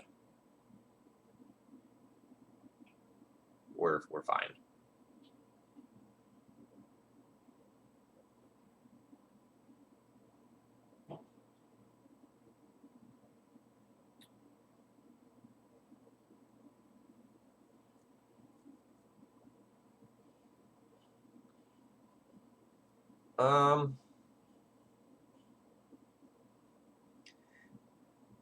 I really want guaranteed value out of this Tireless Tracker. But I also really want to like kill this Plague Engineer and get aggro. I have legitimately no idea what my opponent is doing. Like, I would have said Jund, but this Caracas throws everything into weird territory.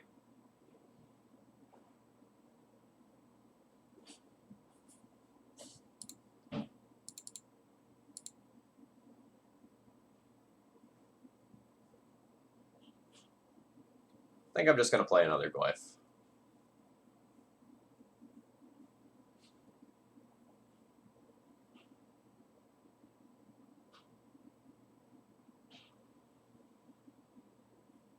Oh, awesome. Well, glad you made it here. The deck is probably better than the scoreboard is showing.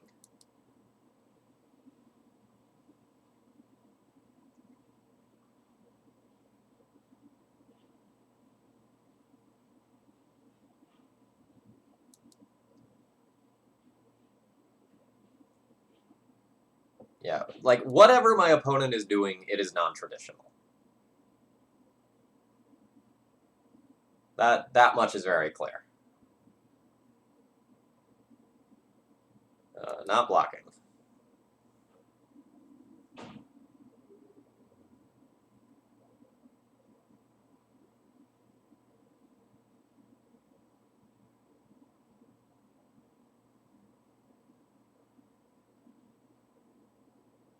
Now I have multiple things that I want 4 mana for. The Chrome Mox starts to become more tempting. But I don't really know that I want to give my opponent that as a Culligan's Command target.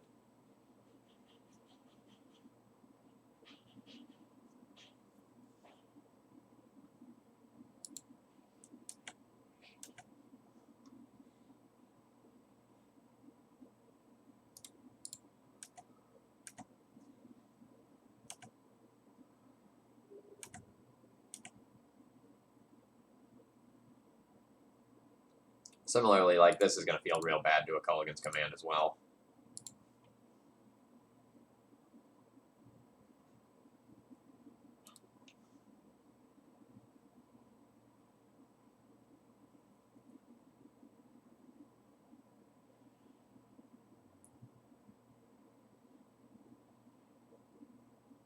Nobody knows what the gold token does.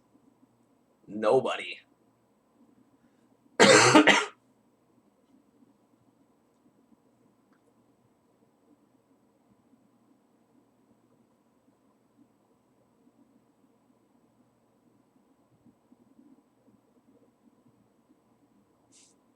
Nah, that's not worth it.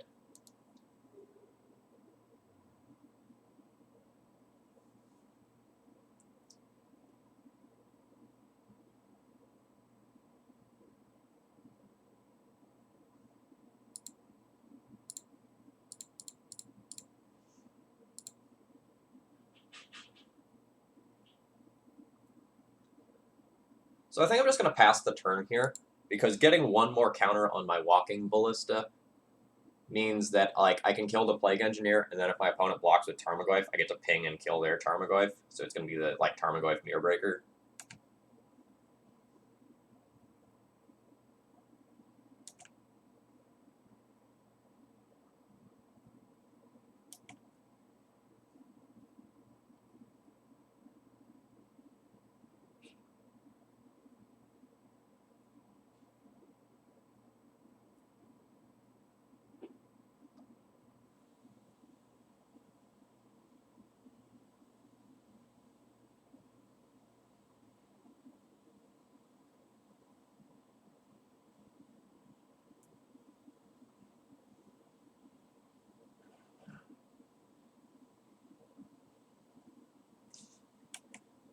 The gold token that the Iroan games produces.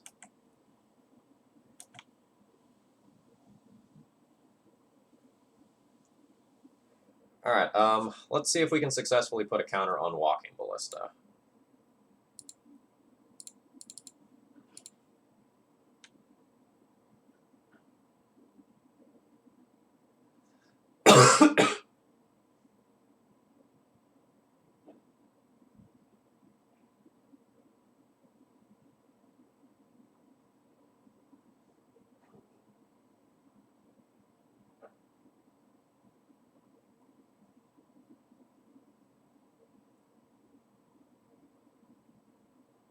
Alright. So we'll go ahead and kill your Plague Engineer.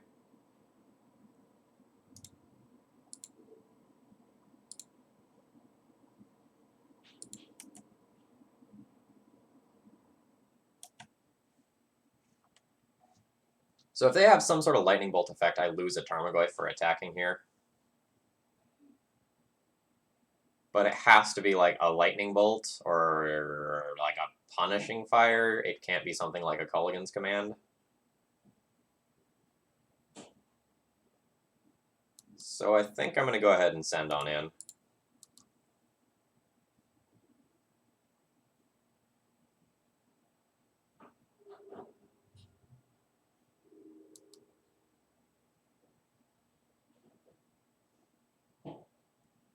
Now there's Barbarian Ring in there.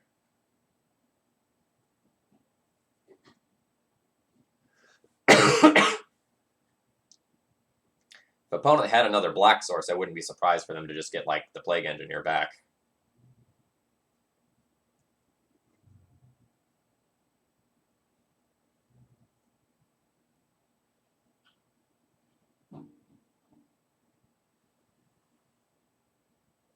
Oh. Okay.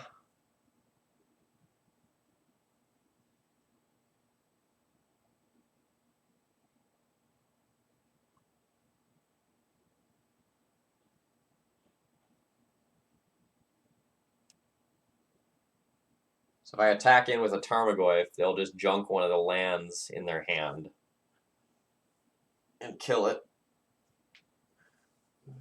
The Shifting Ceratops unfortunately can't get haste this turn.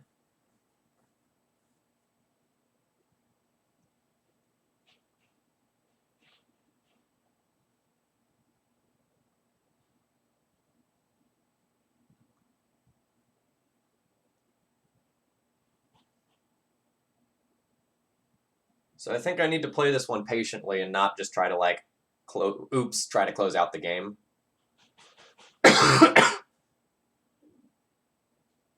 So they have Barbarian Ring, Savannah in hand. They have 2 lands in hand.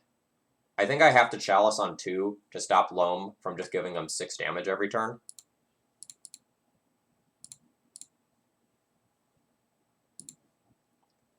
And then hope to kill them the turn that I draw another land for Shifting Ceratops.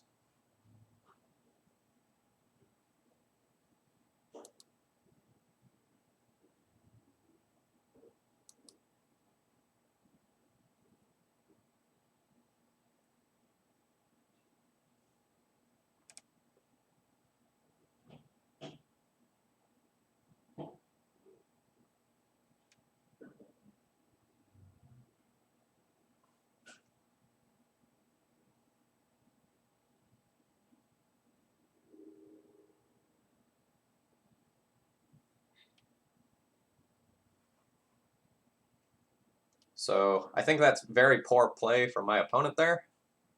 Like, you have no... I'm tapped out under a Trinisphere. You have absolutely no reason to make that play at my end step. You can wait until your draw step and get more information before doing that.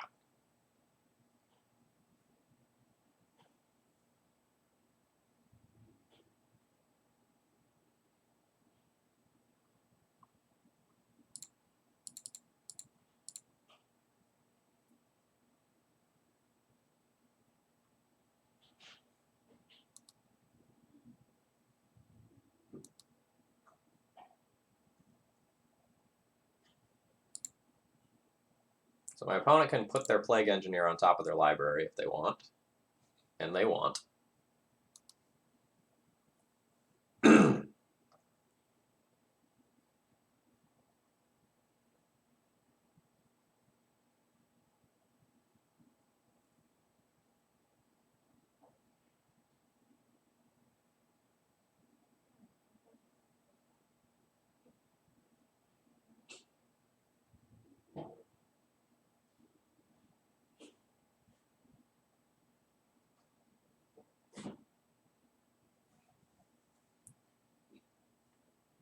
So,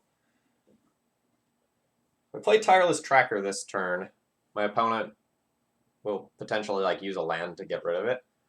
I need to go wide of them.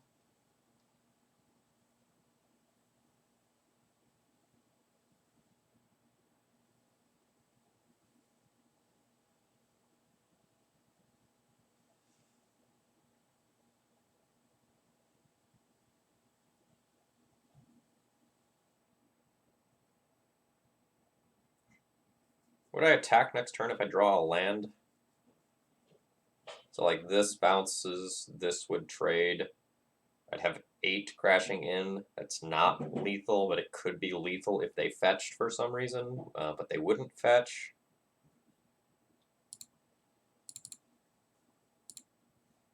So I'm going to go ahead and play this out. And then I'll pass the turn.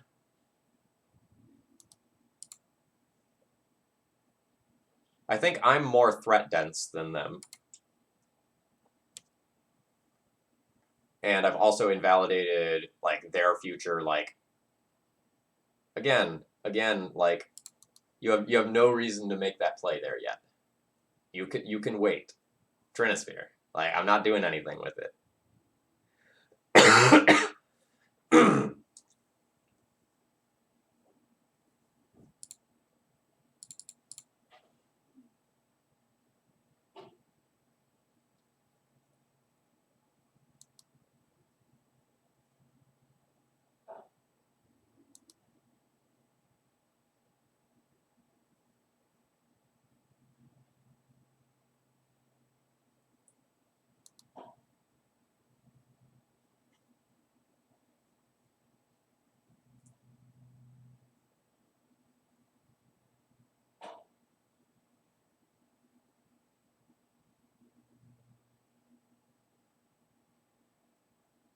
Welcome back, Arkin.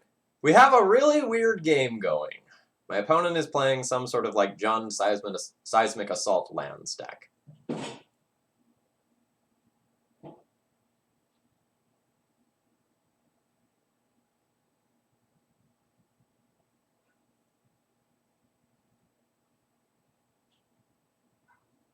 My opponent has decided to attack.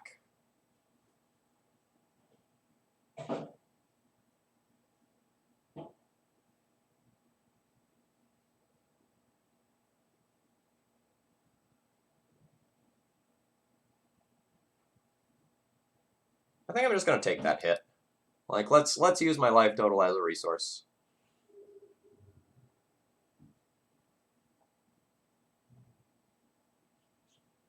That's an annoyance.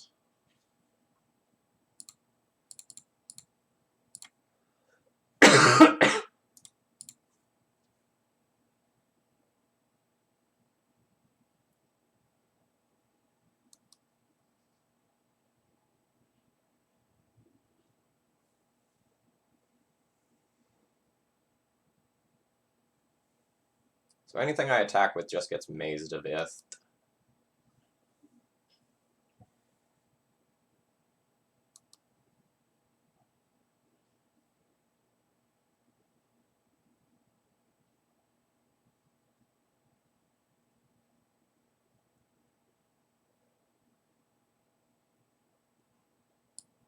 Knight of the Reliquary's in there too. Okay.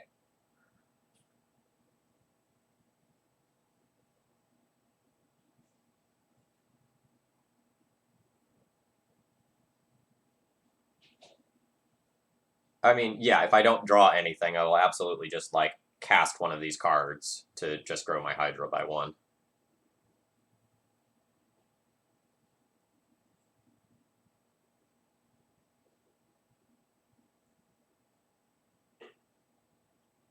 So not really making a lethal attack yet through Maze of Ith and 3 blockers. So let's drag this on further. I forgot about this. I forgot I was playing 2 drops. I should have Chrome Moxed that Tarmogoyf.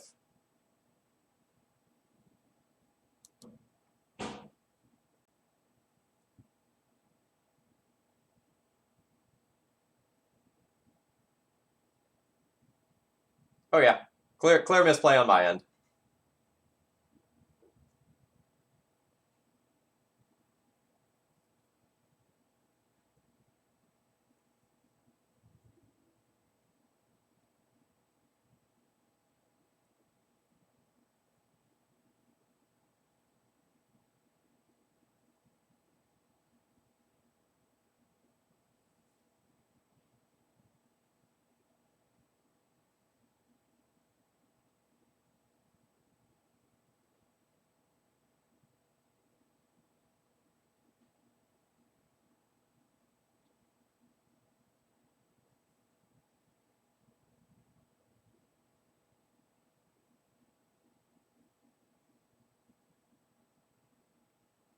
So I might need to trade some bodies for this thing.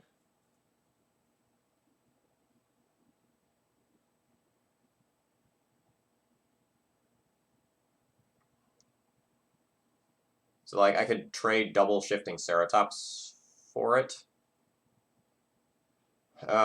Maybe there's seismic assault to think about.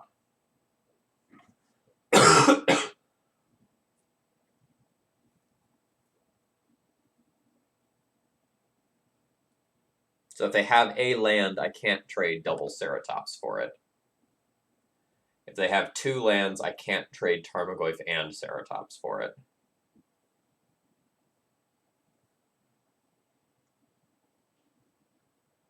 I do not know the contents of their hands. But if I lose my Tarmogoyf, I don't know that I can win. So like my Tarmogoyf is what's holding back their Tarmogoyf. So do I need to like just play as if they don't have a land?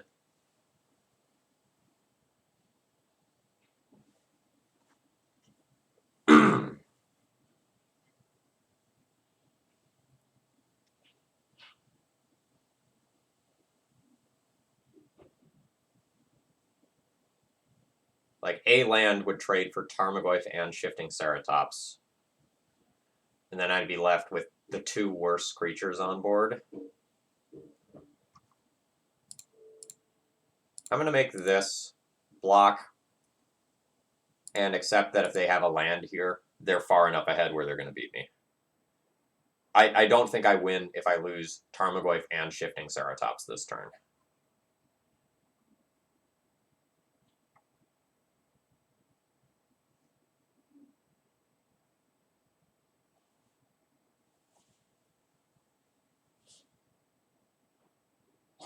All right, they have the land.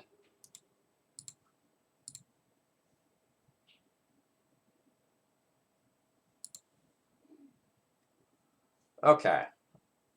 So what are we doing against my opponent's deck?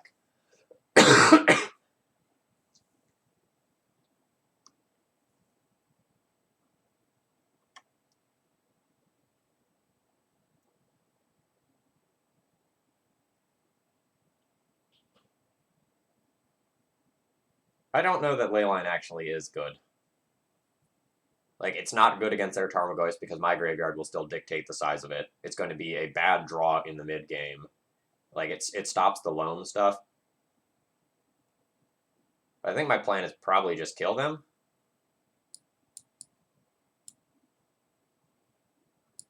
So, like, I can Spyglass to stop stuff like Maze.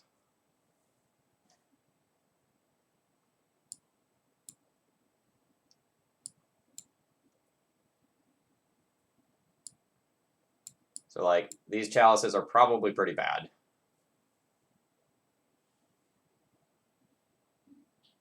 My Tranispheres also aren't great, kind of as we saw that game.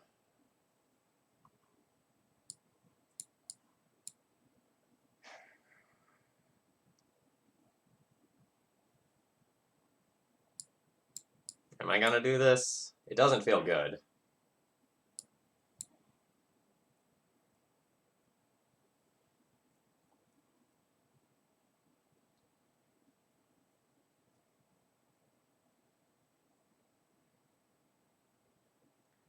We're a little soft in the sideboard to some of these non-blue mid-range decks. Like, we're so well suited for the blue fights, which is where I wanted to be in building this. But, like, I do maybe need a touch more for other decks. Like, maybe I can't be playing these and I need to be playing other flexible cards. Alright, I'm going to reluctantly ship this with Ley Lines.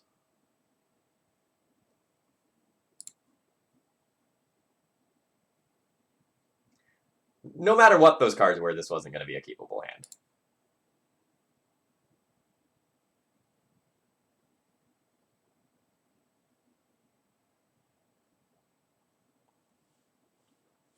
I don't really feel great about this hand, but I don't think it's worth going to 5 for.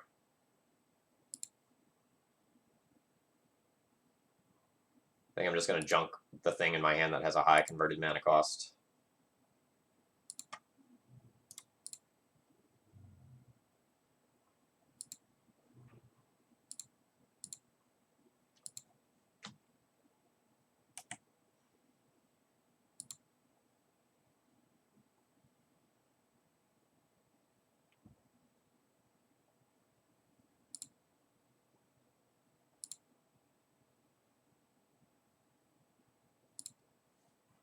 This simultaneous ooze Tarmogoyf thing is super awkward.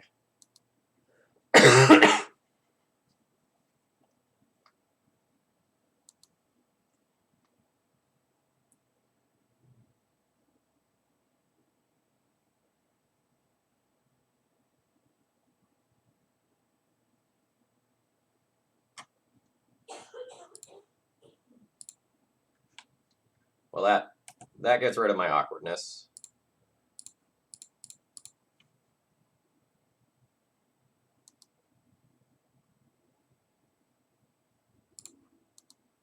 But, like, we're hellbent right now on turn 2. My opponent still has 7 cards.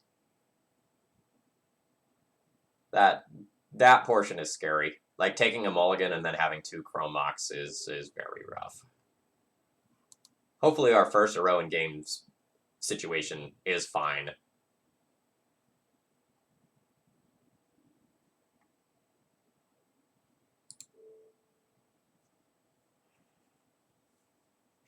Do I want to diversify, or do I just want to make this ooze into a giant monster? I think I want to diversify.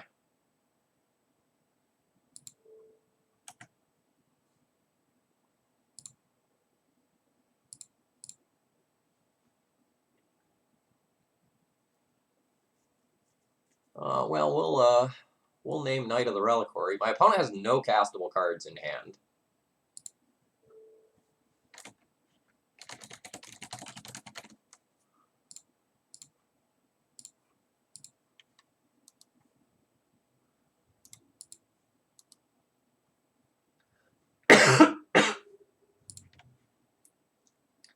My opponent's Bitter Blossom is going to save them some life, but it also puts them on a hard clock.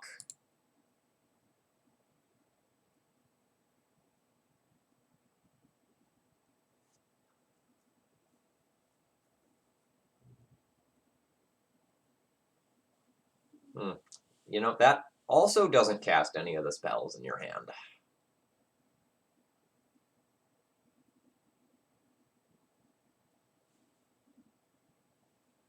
I wonder if they're going to Ghost Quarter themselves to cast a spell.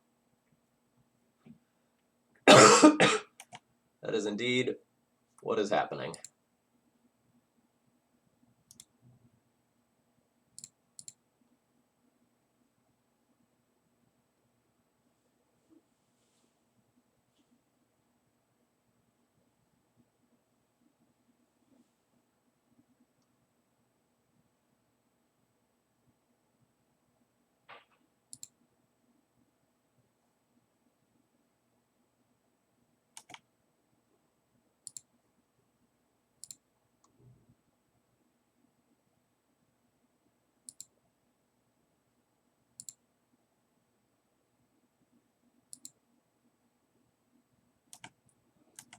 No, they want to stop me from drawing the cards with the Iroan games.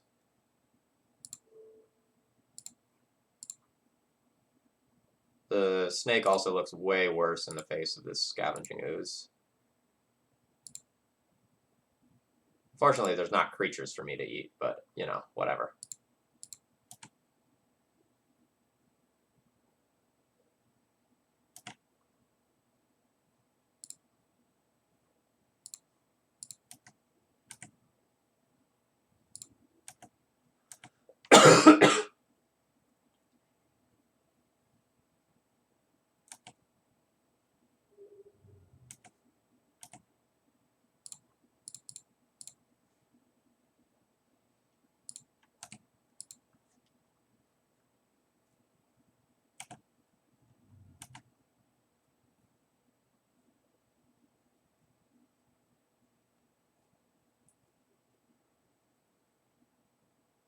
They get to play a real tiny Tarmogoyf.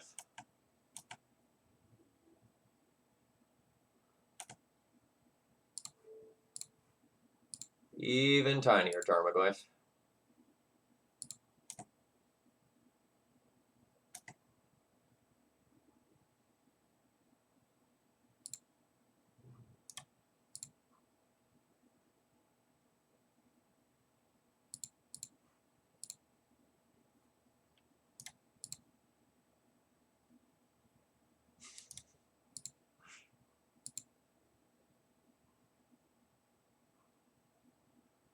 Okay, am I making any attacks this turn?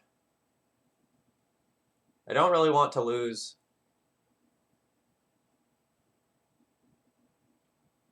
No, I guess I can't lose Tireless Tracker, right? So I attack with Tireless Tracker. If they block with their Tarmogoyf, I eat both Verdant Catacombs and the first Iroan games from my graveyard. So my Tarmogoyf attack is safe. My Scavenging Ooze attack is... I could lose it to the Fairy Rogues, which I don't want. So no attack with Ooze, but attack with Tracker is fine.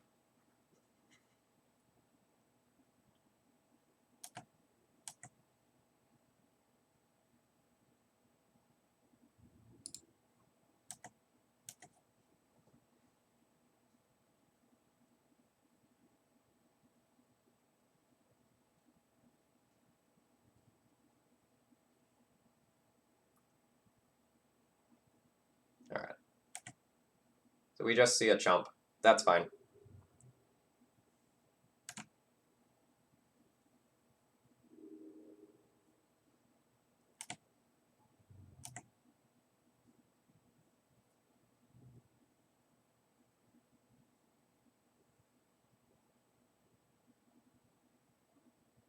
Okay. Plague Engineer is fine.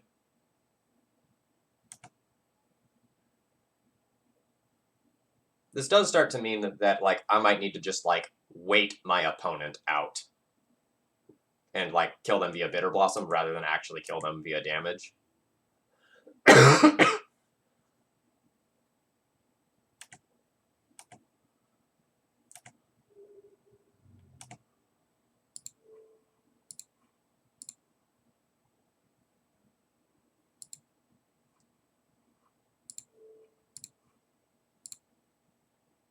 Opponent is on, like, Jund Seismic Assault. Holy moly, that's probably really good.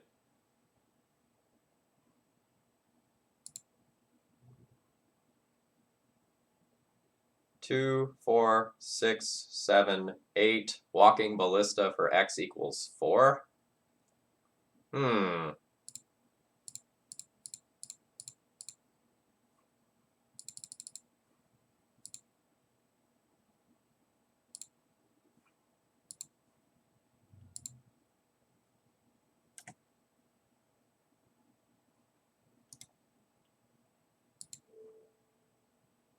One damage to Tarmogoyf. 1 damage to Plague Engineer. 2 damage to Plague Engineer. And you know what? 1 damage to Fairy Rogue. You too. You can have a damage.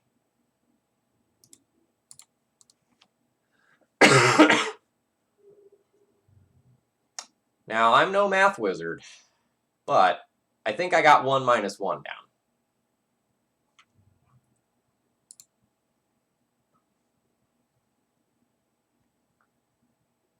So now I know my opponent has Bitter Blossom. Do I want Rex Sage or Vivian Reed to help with that?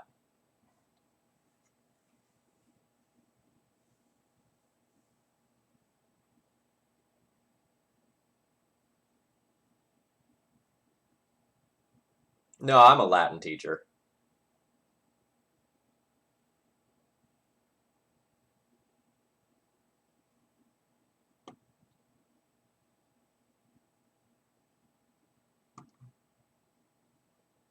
I'm really unsure on these ley lines. Like, I don't think they're really great. They can keep my opponent from doing some things. But is it better to just have answers to Bitter Blossom and Seismic Assault than partial answers to Night and a full answer to Loam that has to be in my opening hand?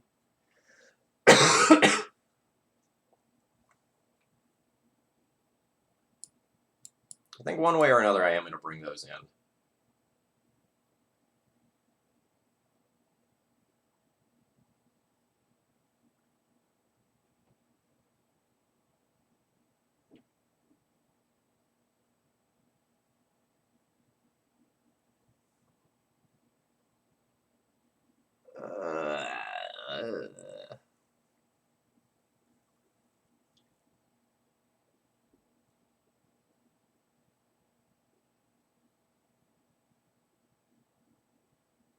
Spyglass is also a partial answer to things that my opponent is doing.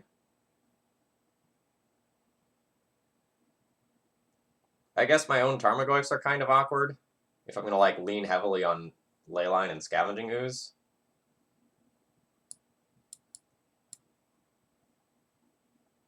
So I could do that, end up slightly less creature dense, but have more answers.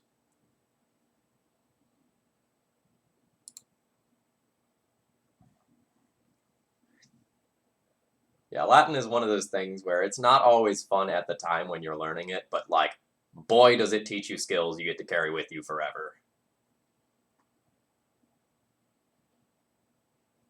Alright. So this is probably a 6-card hand that just jams threats down my opponent's throat.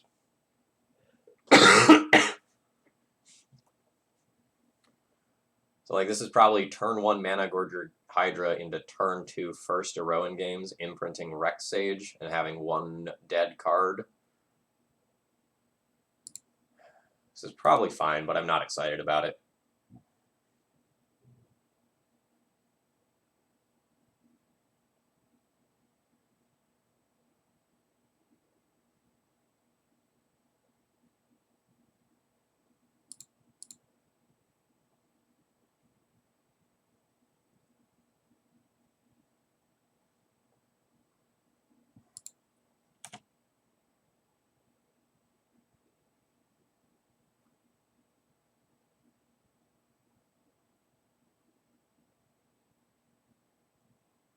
This is a close call. I'm going to keep the Reclamation Sage for utility.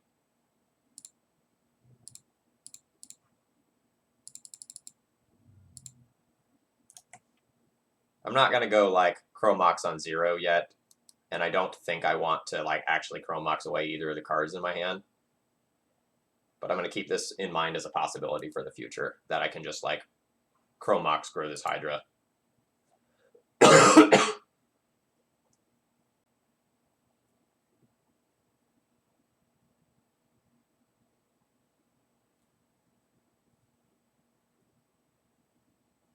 The other thing about holding the Chromox is that I can use it to imprint a Leyline of the Void later. Or this Elvish Spirit Guide that I drew.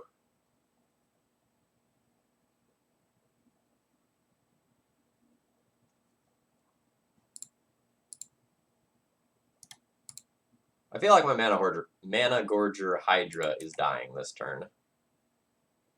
But I'm going to play as if it isn't going to.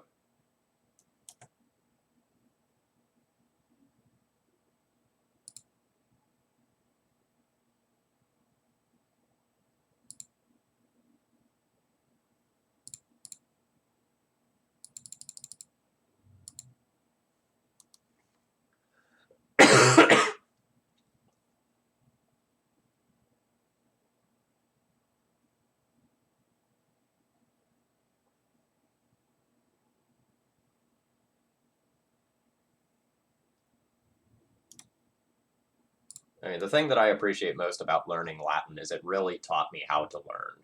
You know, the language is very systematic, full of rules, requires like disciplined study of those rules, makes you look at language more closely. It's one of those things that you really, really end up appreciating later on.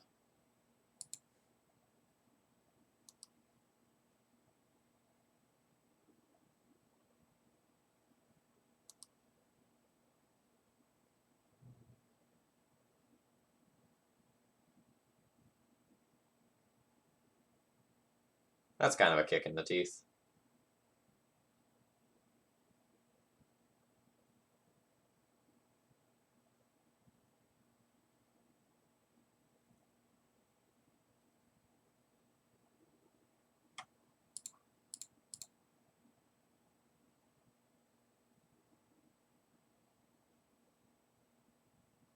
And there's nothing good over there for us to name right now.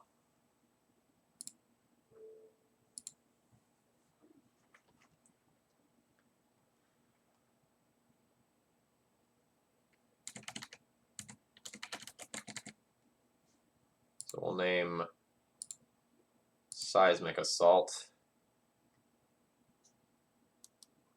And then we'll save the other Spyglass. Like, we could name a fetch land, but we're gonna leave another fetch land open no matter what. So I don't care about letting them like Life from the Loam repeatedly making land drops. Like I'm fine with that.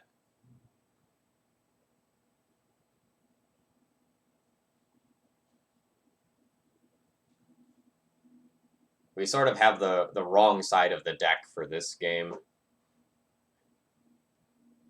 Like we don't have the ley lines for the Life from the Loam.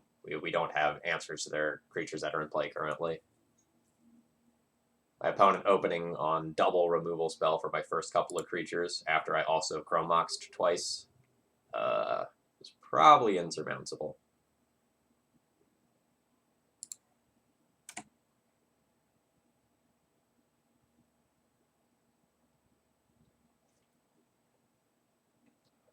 If I draw a Tracker next turn, I'll want to have this land.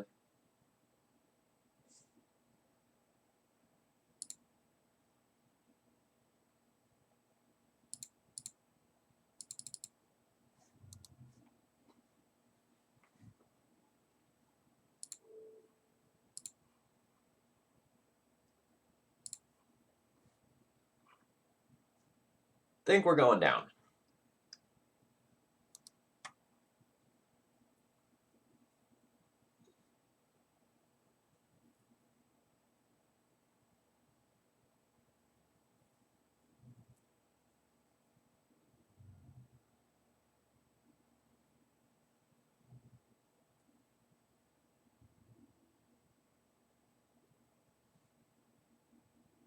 I'm going to go ahead and take that hit.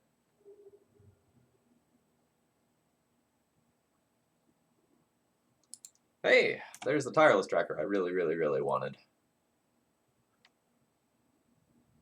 So if I play this off of Ancient Tomb, I can crack it with this, get 2 land drops off of that, go to 5. Tarmogoyf is lethal, chump block with Rex Sage.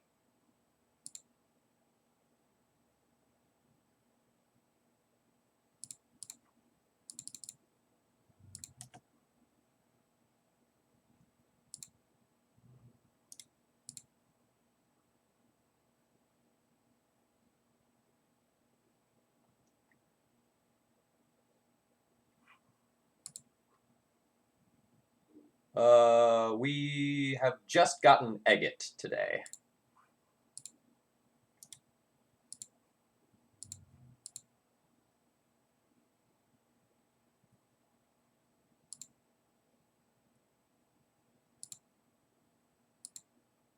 Womp womp. So now I have to use my gold token to do this. Oh, hold on. Let me double check then.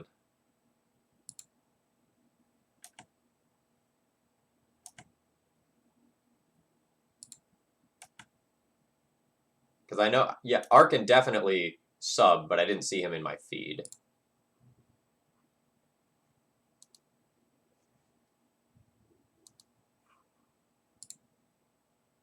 Oh, yep, okay. Sorry, I had scrolled down a little bit. Yeah, we've gotten 2 today. We got Egget and we got Arkin.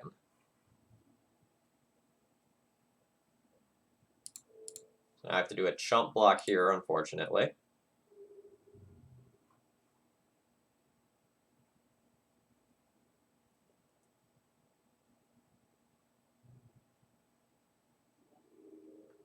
Hey, Bear with 2 Guns, thank you very much for your support. And I guess that will go ahead and unlock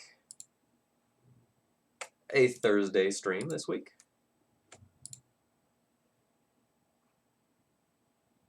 I've killed myself. Let me kill myself. There we go. Okay, so scoreboard for today sucked. But I don't necessarily think that this was bad. So, the first Iroan games, most of the time was actually very, very, very good. So, if you get your soldier removed, and it's the first threat you've played, like, you've gotten 1 for 1. And, like, okay, that kind of stinks. But if it doesn't, you really spiral out of control with this card.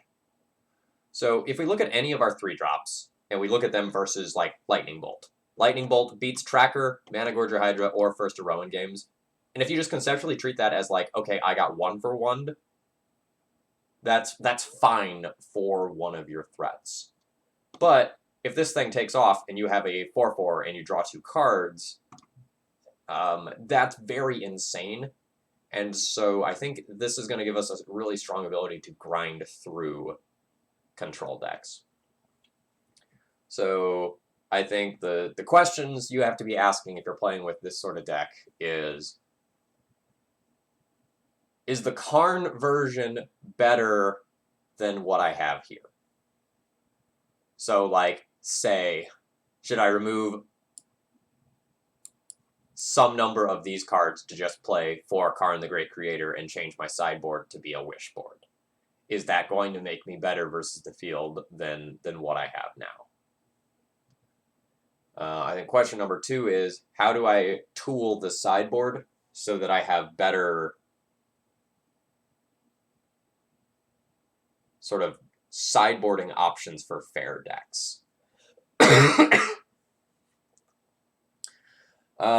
Yeah, Jerry, one of the issues, though, is that most of the removal we can run sucks.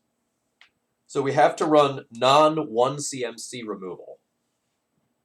And that means it's awkward, and your options in green and colorless aren't great to start with. If we're doing the colorless stuff like Spatial Contortion, we only have 7 sources for it. And if we're doing the green stuff, a lot of it involves fighting, which is sometimes dubious. Or it's situational, like Clip Wings. And I don't know that, like, something like that is going to be good enough. So I could see more, like, walking ballistas or something like that, and that would be, I guess, acceptable.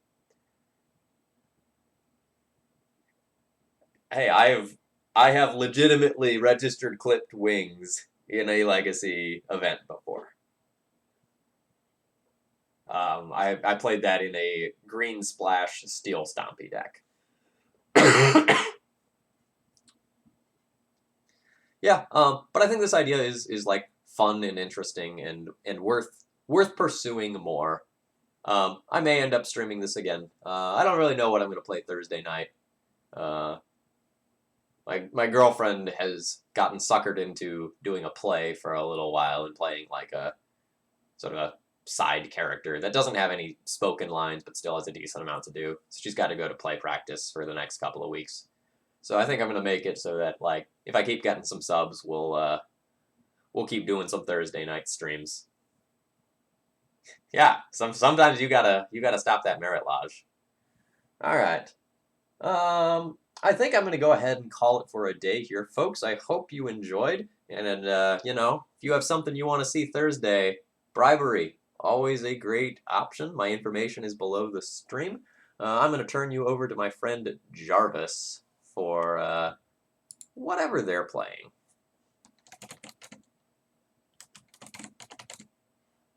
Oh, I've just lost Jarvis. JK. We'll raid someone else.